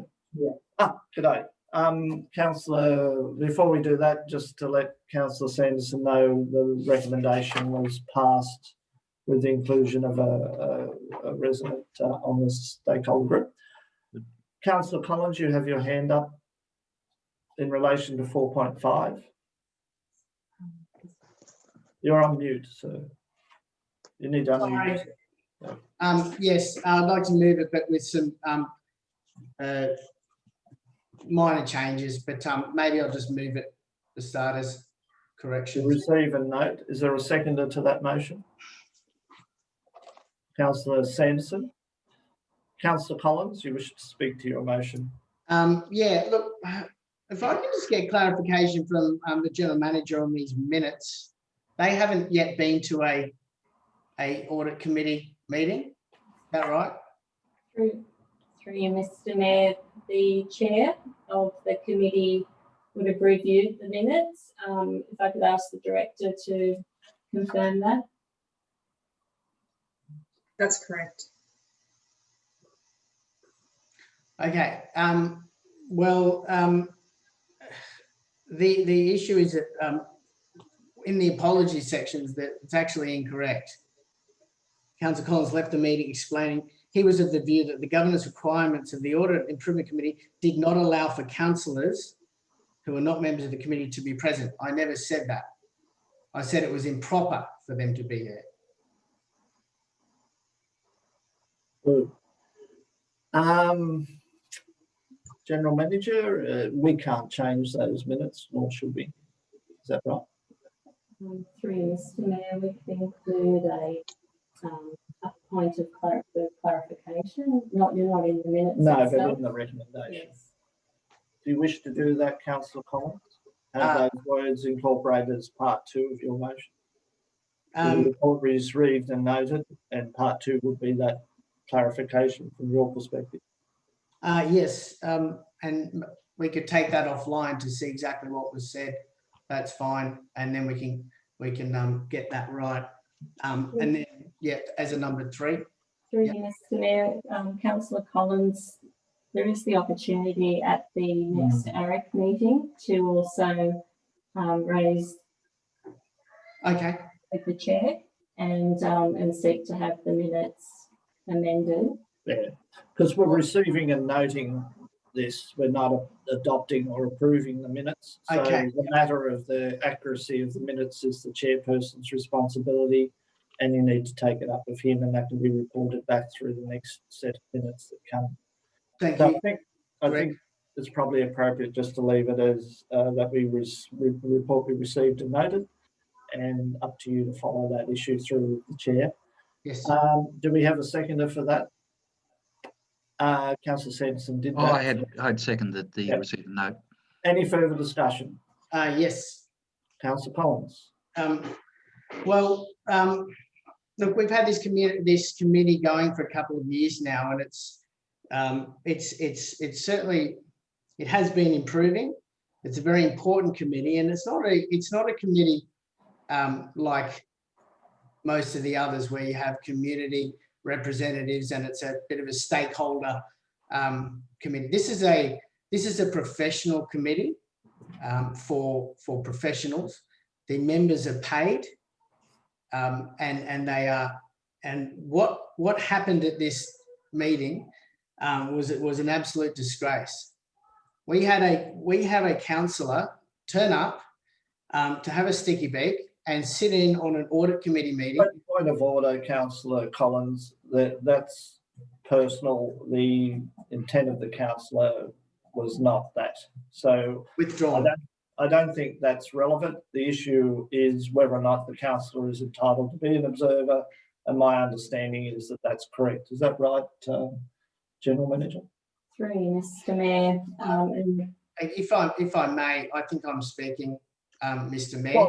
No, you've got to speak. Yeah, well, you've got to speak appropriately. And I withdraw. Okay, right. Well, continue on then. Okay. I'm not sure why I won't speak to the council's motives, but this report here is very misleading when we say, pages 40 to 41 of this paper discusses the attendance of non-voting observers at audit meetings. Councils may attend these meetings by agreement of the committee. Now, whilst that is strictly true, the objective of the new framework that was adopted at this meeting, which I had to sit out of the meeting because I thought it was an absolute farce, is that councillors, I'm the only councillor member of this committee, and under the new framework, there will be no councillor members because it's not independent. And I've made that clear to the other members all along. I don't think I should be on that committee. The reason why I am is because I was the most qualified to do it, and I want to get it set up and then walk away from it, knowing that we have that right governance structure. Now, the way it's supposed to, the idea that councillors can sit in on this because it's more transparent, which was what was discussed by other members of the committee, is absolutely missing the whole point. See, whilst the meetings we have here in council, the overarching principle is transparency. We don't have democracy without transparency. That's overarching, and so we should always be as open as we can. when it comes to an audit committee meeting, the overarching principle is independence. It's not transparent.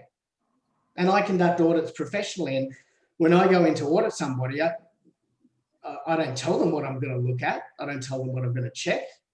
I come and go and they never know what I actually did. That's how it works. There's supposed to be an independence from the engagement. Now, if we go to, if I can quote a couple of from this actual paper, which was adopted at, well, sort of tendered at this meeting, a new risk management and internal audit framework.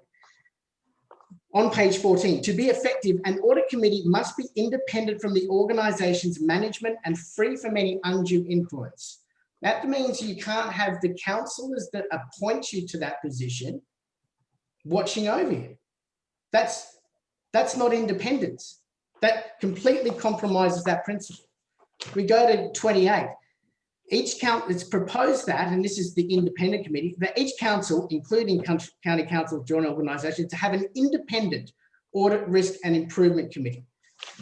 If we go to page 29, when it shows the structure of it, observers, we have members, member 1, chair, member 2, member 3, the independent members. The observers, the only mention it has of councillors attending this meeting, it says observers have no voting right or membership rights, quote, when invited by the committee to attend / give information.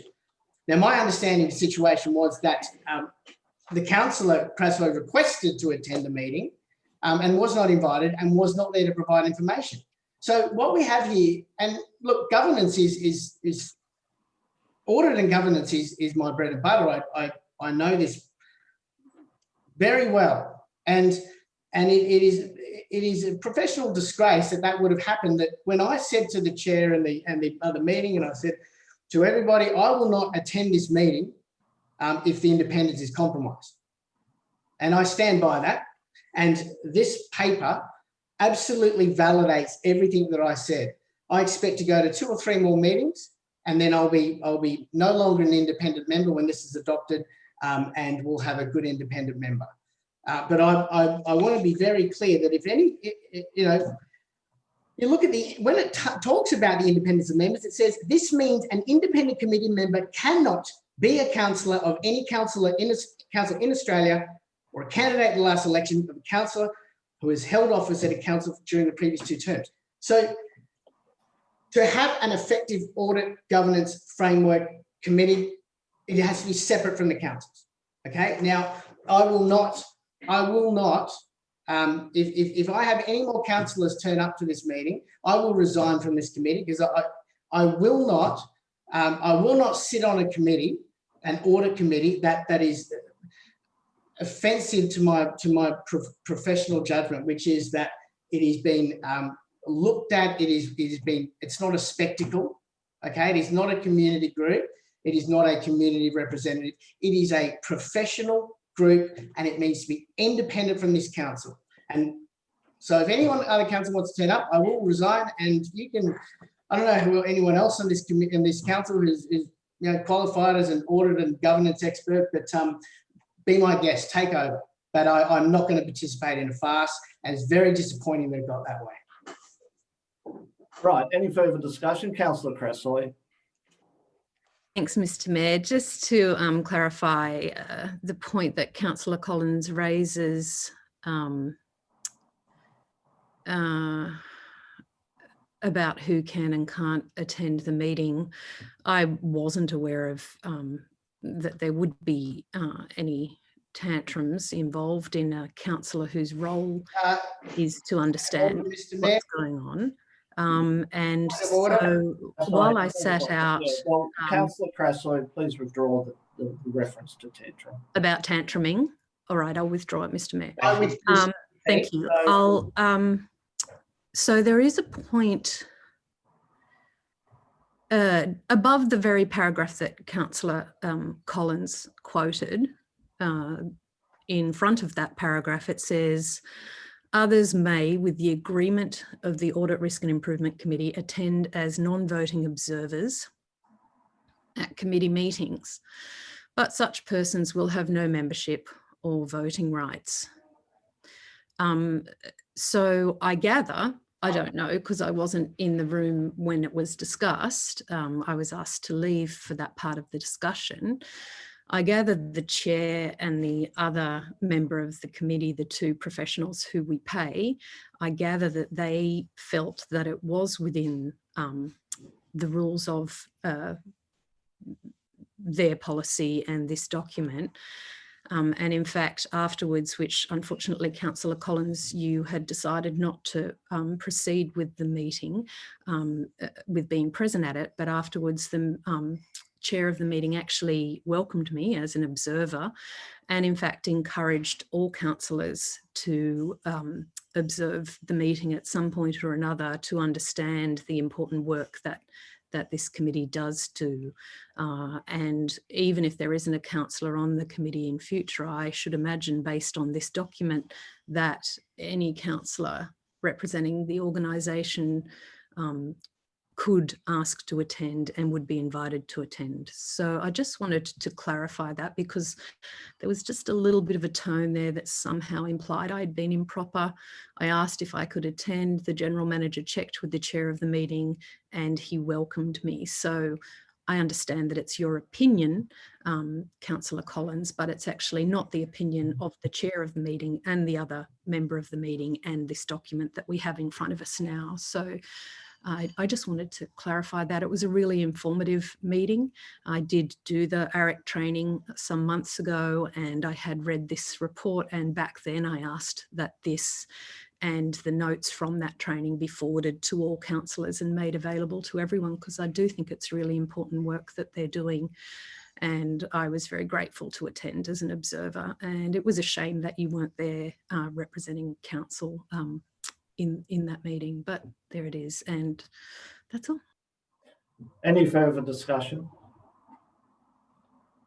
Councillor Collins, right reply. Hi. Yeah, well, I'm not sure what ARIC training you're referring to, Councillor Crassoy, but my training is a graduate diploma of applied corporate governance, where I was admitted as a chartered member of the Governance Institute. Your reading of this document comes from... It occurs with the chair. Well, the chair was wrong. Councillor Collins, you're speaking in reply, and it's not a debate over the chair's role. It is a reference to what you've moved and what the debate has been around the table. So what it is a code of conduct allegation against the chair of the meeting is what it is. Yes, well, I've asked Councillor Collins not to proceed down that path because it is my opinion that the chair is the one that makes those decisions, and I'm looking forward to attending a meeting in the future as an observer. I'm sorry, am I speaking or is it? Yes, you can. I'm just clarifying the issue. So, Councillor Collins, it's your fault. By saying clearly, Councillor Crassoy doesn't understand what a code of conduct issue is. Somebody can be wrong. Well, no, wait a second, Councillor Collins. You can't make those sort of inferences. That's your opinion. It's not fact. So please confine yourself to the debate. Right. Well, we are allowed to believe someone is wrong without accusing them of being anything other than wrong on a particular issue. I think a lot of you are wrong a lot of the time. I think you probably think the same about me. To say somebody's wrong is, I mean, that's ridiculous. So let me get back to this actual document, which talks about the independence of an audit and governance framework. Yes, a councillor technically can attend. There is no doubt about that. And even in this situation, in this new framework, a councillor can attend. They are not encouraged to. In fact, they are specifically, there is more reference in this document to suggest that they shouldn't be there. And it is not a spectacle, and people shouldn't attend just because they're curious. It's not correct. It is wrong. Now, it's not about what you gather. It is about understanding the framework of this report, which says the Office of Local Government does not want councillors on audit committee meetings. Now, I've seen nothing from anyone on the committee suggesting that councillors are encouraged to attend, because there is nothing. That's The because Office of we Local didn't stay Government. for the meeting where the Excuse chair me. welcomed me and encouraged councillors to Councillor attend. Crasso, Oh, sorry, Mr. Mayor. This And is I great. was just wondering, is somebody timing the speeches this evening? Well, I've been interrupted several times, Mr. Mayor. Yes, well, please be succinct and conclude your presentation. At the end of the day, you can't learn governance from a breakout session at a local government conference or a pamphlet out of a local government showback. I think we need to understand that we have members of this council that probably have a little bit more professional expertise in certain areas. I don't have it in all, but I am the only one, as I'm aware, has actually audited in the last 3 months. So when I show you this report and suggest that it is, if you read it, and I'm not sure if anybody actually has, but councillors should not attend audit committee meetings. It needs to be separate from the council. If it's not separate, then it is not effective. And that is why councillors will be banned from being members. So, as I said, get your facts right before you actually come along and, have a curious, viewing of it. But what happened was very disappointing. And I stand by it that if we're going to have this as a spectacle, I will resign from the committee, and the next qualified accountant or governance professional can take my place. Thank you. Okay, that closes debate. I now put the motion. All those in favour to receive and note the report.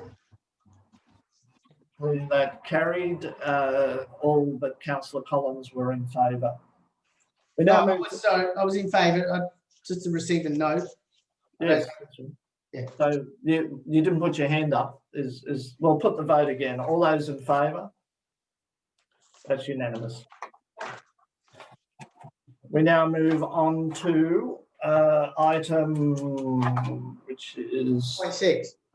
Yeah, 4.6. I'd like to move it. Is there a second to Councillor Collins's Councillor Miles? Councillor Collins, you wish to speak to your motion, which is as printed in the report? Yeah, so I don't accept this report. But you just moved a motion to receive and note, and the council place Well, then I'll be amending it if that's required. Yes, it is, because you just moved and had a seconder for that report, recommendation 1, 2, and 3. And if you're not moving that, then we need to get it clear as to what you're moving. I'm moving to defer it. The seconder of the motion, Councillor Miles, is that what you're prepared to accept as the motion? Yep. Councillor Collins, do you wish to speak to the motion of deferral? Yes, I do. Look, this is something I've been, for the last 3 years, I've been trying to get some progress on this. And what we've got here is, it is not that I disagree with anything in this report. I just don't know where it's come from. I can't for the life of me understand what the assumptions are when we talk about our risk appetite now, the bands that we're going to invest in. So I think we've got somewhere here is at 10% of in T Corp. As we've had a briefing on this a little earlier, and I raised the question of where do these numbers come from? Why are we doing 10% of this, 30% of that? We don't have a sort of a risk matrix. We know that there's been a financial advice given to this council from people that are selling financial advice, or we haven't seen it. So we haven't seen anything underlying this other than it's a report. And I have to say that if someone was saying to me, to invest, if I was going to invest my money, I don't have enough here to make a decision on how we invest council's funds, and we should be treating it as if it's our own money. we have an investment policy here. We don't have an investment strategy. We don't have a strategy. What are our objectives? And what is our risk appetite? And what are we willing to tolerate? And why is it that we we do 30% of triple B? Why is it 5 million limit on it? Why is this?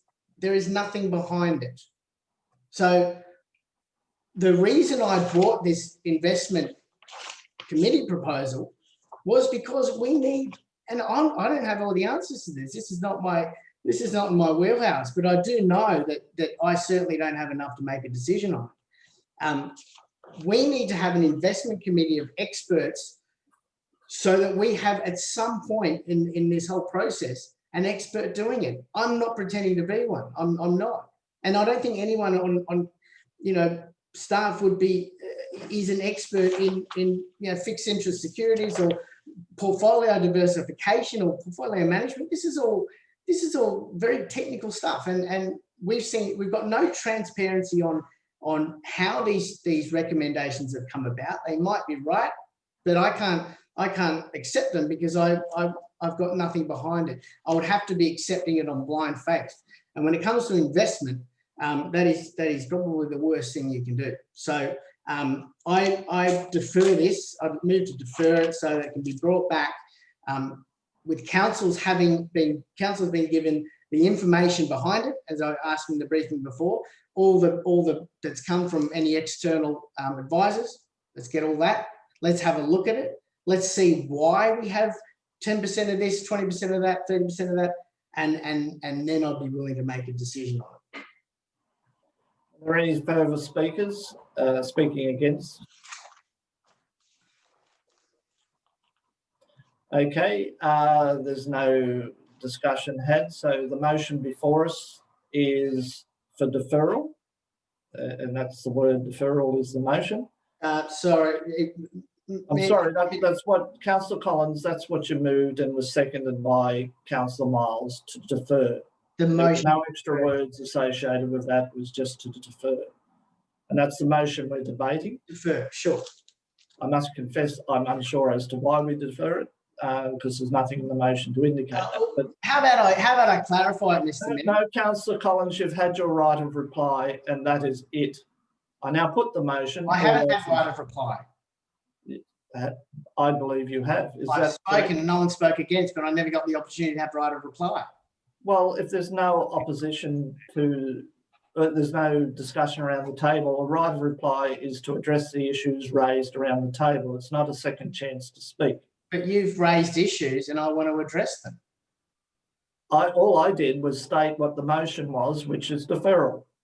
Yes, but I disagree with that.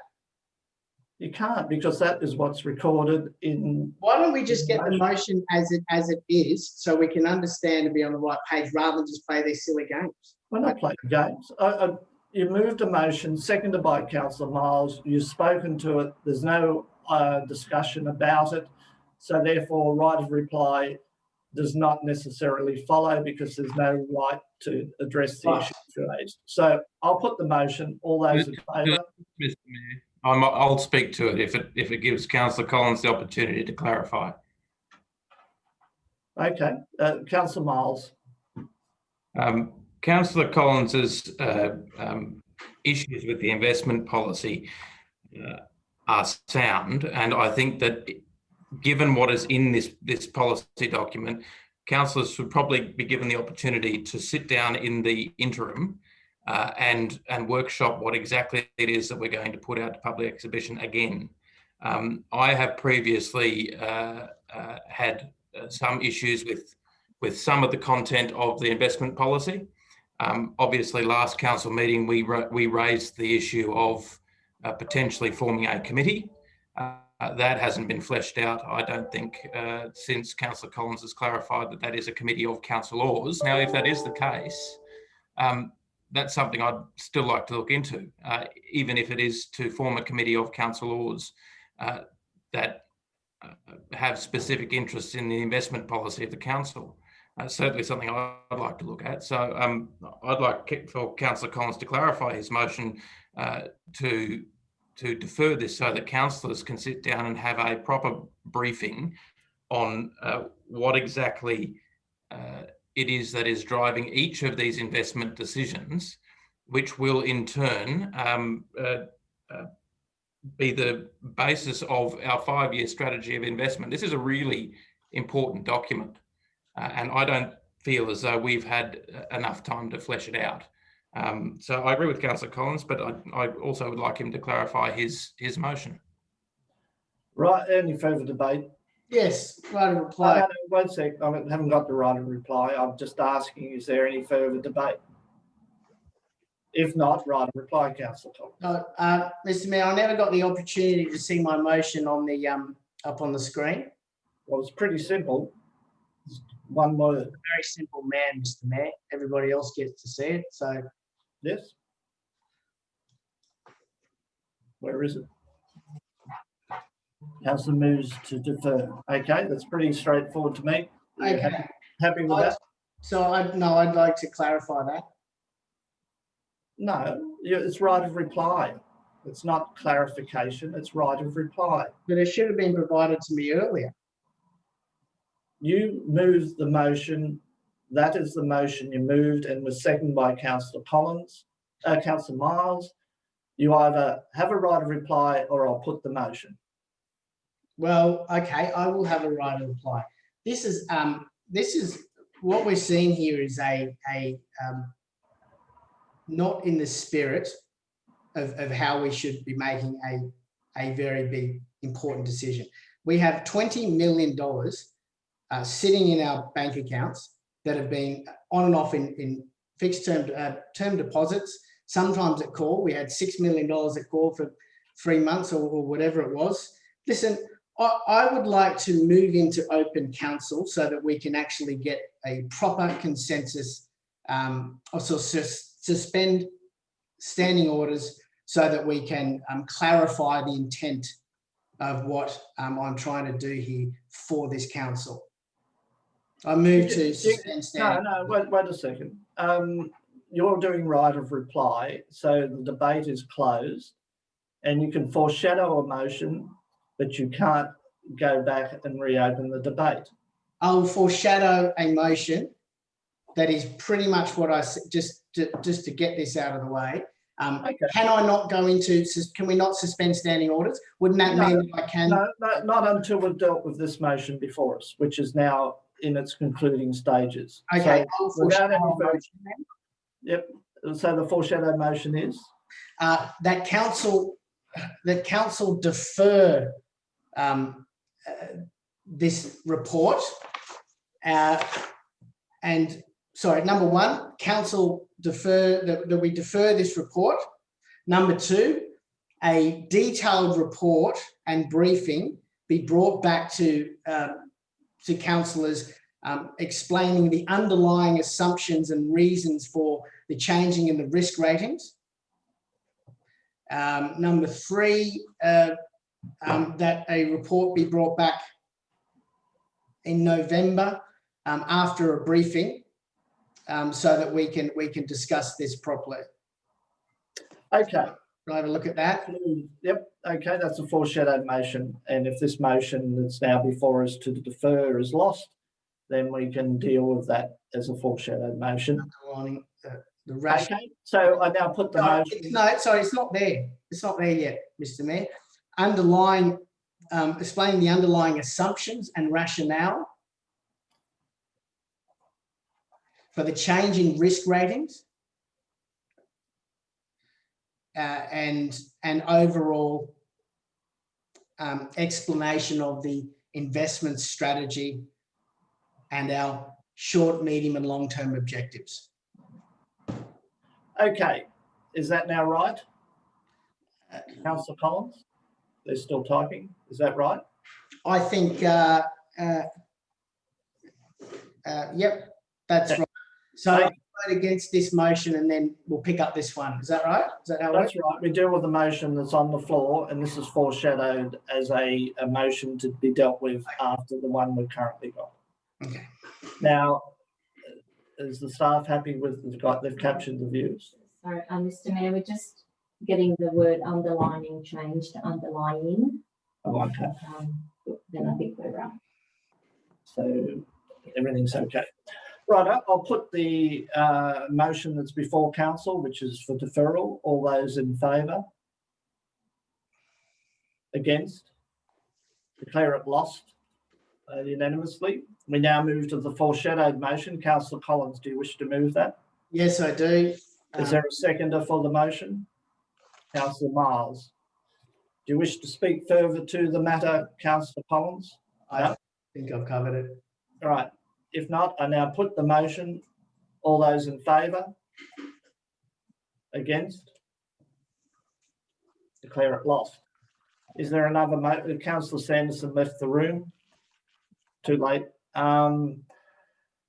If we now need a motion in relation to this matter, otherwise the report will lapse. Is there a motion?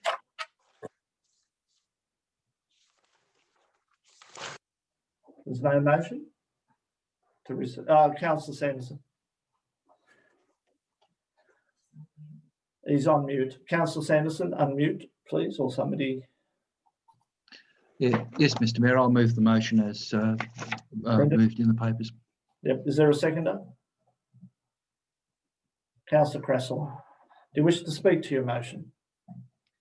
No, Mr. Mayor, I'll just, in the interest of expedience, let's just put the motion. Is there any debate? If there's no debate, I'll put the motion. All those in favour? Declare it carried. Against? Councillor Miles and Councillor Collins against. I declare it carried. We now move on to item 4.7, which is the minutes of the Conservation Advisory Panel. Councillor Sanderson has moved the recommendation to receive and notice. There a seconder to that? I'll second it because I was present. Is there any comments, Councillor Sanderson? No, Mr. Mayor. I think the minutes are self-explanatory. Right. I'll put the motion. All those in favour? Against? Declare it carried unanimously. We now move on to the next item, which is 4.8, which is development applications determined by delegation under authority. Councillor Miles has moved it to be received and noted. Councillor Collins. Can I just, no, that's the next item. Okay, any discussion? Councillor Sanderson? Yes, Mr. Mayor, I'm sure you'll appreciate me pointing out. Is this a question or are you speaking? Speaking, if I could. Right, the mover of the motion was Councillor Miles. Do you wish to speak? No? Okay, Councillor Sanderson. Thank you, Mr. Mayor. I'll notice you might have once noted that on page 197 of the business paper, again, we have a removal of a very significant mature tree in good health, and its replacement by a much smaller species. I think this is something that we've discussed on frequent occasions, possible amendments to LEP and DCP when the opportunity comes, and I think we need to be making up a list to, cause or to put in place protections for this sort of loss of our tree canopy. So I think from now on, I'll be making a list of items that should be contemplated when we come to review the LEP and DCP to protect the environment in which we live, which I find disturbing that is diminishing. Any further discussion? Right of reply, Councillor Miles. If not, I'll put the motion. All those in favour? Carried unanimously. We now move to the next item, which is 4.9, which is development applications by the Development Control Unit, September 2020. Is there Councillor Miles has moved to receive and note. Is there a seconder? Councillor McLaughlin, do you wish to speak to your motion, Councillor Miles? Can I ask clarification through you to your General Manager? In relation to the first item, 2019/1144 11 DeMille Howe Road, I'm just wondering if I could get an understanding of the process which that has been through to get to where it is. Through Mr. Mayor to the Director of Planning, could you take us through the process, please? Thank you. Through you, Mayor. This application was approved through the court 5-6 years ago. It lapsed. I relodged the same application, went through the process of notification, and had submissions, and went to the DCU, and was approved under that delegation. Okay, thank you. So it wasn't through the Land Environment Court, that was an earlier application. That's correct. Yep, so Council. Yes, Councillor Sanderson. I just want a further clarification. In the papers, this is listed as being a section 4.55 application, and that's what I recall it being when it went through CAP with fairly minimal detail in June 2019. Was it a section 4.55 or was it a fresh application? It was a fresh application. So, in other words, that matter hasn't really been properly examined by CAP, because as I recall at that particular CAP meeting, there was the advice was that there was an uncertainty as to whether the application was on foot. Just to clarify again through you, Mayor, the initial application went through CAP and the court and resolved the actual proposal. The applicant subsequently lodged a 4.55, which they withdrew because it wasn't justified under the Act. Therefore, they lodged a fresh application, which is this application, and it was the same application through the court and through CAP, and it was just a matter of ensuring that it complied with all those requirements. And like I said, through the notification process, there was 2 submissions from the joining neighbours that required clarity on the proposal and conditions, and it's just made it basically went through just the process. Okay. Any further discussion? Councillor Sanderson. Yes, Mr. Mayor. I mean, I do have some concern about it.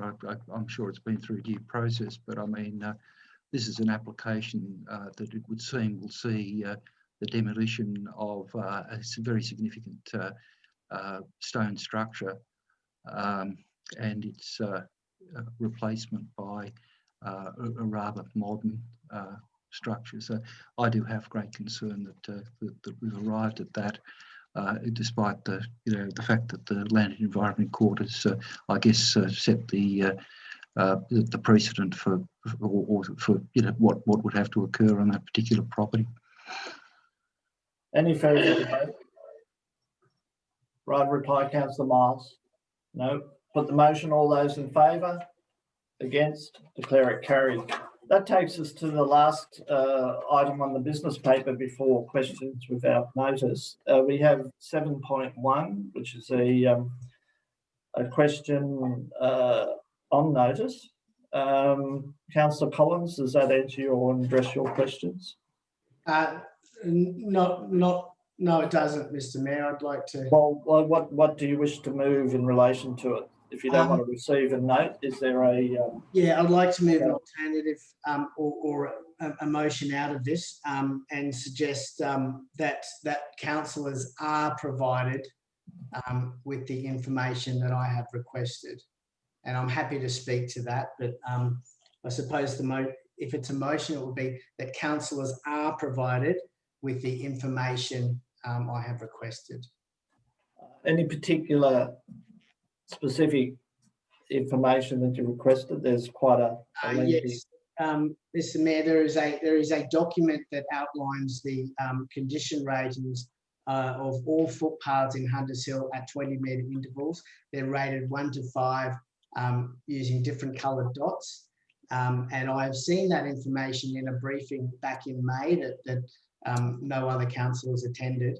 I asked for that information afterwards and was told, as it says in the meeting here, it was still in beta stage or whatever. We're now, 4 months down the track. All I'm asking is for my fellow councillors to see what I've seen. At this stage, that's all I'm asking. So you're specifically asking for a map with the individual dots. It's in the highlight. It's in the bold, Mr. Mayor. Footpath Network 2019 displayed as 20. Okay. Right. Is there a seconder to that? Councillor Miles. Do you wish to speak to your motion, Councillor Collins? Look, just briefly, if I can refer to the report here where it says, I understand the concern, raise the question with notices based on a belief that councillors require this level of detail to make informed decisions about the management of council assets. I believe I do, because I've seen it, and I believe that you do. I believe you all need to see what I've seen. Obviously, it raises concerns for me, and that's why I want you all to see it. So I can't imagine why any councillor would not want to see what I've seen when I'm telling you, you really need to see it. The other reference to saying that this level of information is not required nor requested by councillors as it is operational, and then goes on to say, we have shared more detail than required with councillors. I just don't understand what our role here is to be custodians of the community's assets. And if there is a bit of information that the staff have that I think is relevant, I want to see it. And I've seen it. So I actually get nothing out of this because I've already seen it and I know what's in it. I just want you all to see it so that you can make up your own minds. And if it's nothing, then we move on. Okay. So can I ask the General Manager, are you clear on what's being asked for here? It's a map with 20 metre. So through you, Mr. Mayor, what's in the digital asset management plan is an aggregation of the individual segments that have been rolled up into the digital asset management plan. What Councillor Collins viewed was the very base information that was collected by the company that collected the information and provided it to the asset management company. We can provide the dots on the map, but what I would say is that it needs to be put in context, and also information is information, knowledge is what you do with the information and how it's used, and that's where the digital asset management plan comes into play. But happy to provide the dots on the map, but we'll need to contact the company and get that. Okay. Thank you. Any further debate in relation to that motion? Right of reply, Councillor Collins. No, I think everybody, if we're going to get the information, there's nothing more to add. Okay, we're all clear. Put the motion. All those in favour? Against? I can't see everybody. Can I do that again? All those in favour? Against? Declare it carried unanimously. We now move to the last matter before us this evening, which is questions without notice. Are there any questions people want to present? Councillor Collins. I'm not sure if it's business arising or questions without notice, but I think we've now received confirmation of the information about the payment, the remuneration of the independent planning panel members. I wonder if I could ask the General Manager for clarification on that. You may. It probably would save further paperwork. General Manager, could you advise? Yes.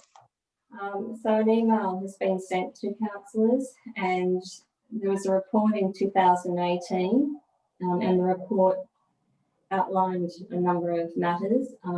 Within that report, it stated as Hunters Hill Council is not required its community panel members to have professional qualifications. I'm paraphrasing. It's considered that $600 per metre may be a satisfactory starting point. The council then debated the matter, and there were various motions and amendments put forward in the course of that debate. Council finally resolved to, and again I will paraphrase, it was resolved to appoint the chair. Remuneration would be $2,000 plus GST, and then an hourly rate of $2.85 per hour outside of meetings to the chair. that remuneration rate of $1,500 plus GST per meeting to the independent expert representatives participating on the panel, and then an hourly rate of $214 per hour for outside meetings.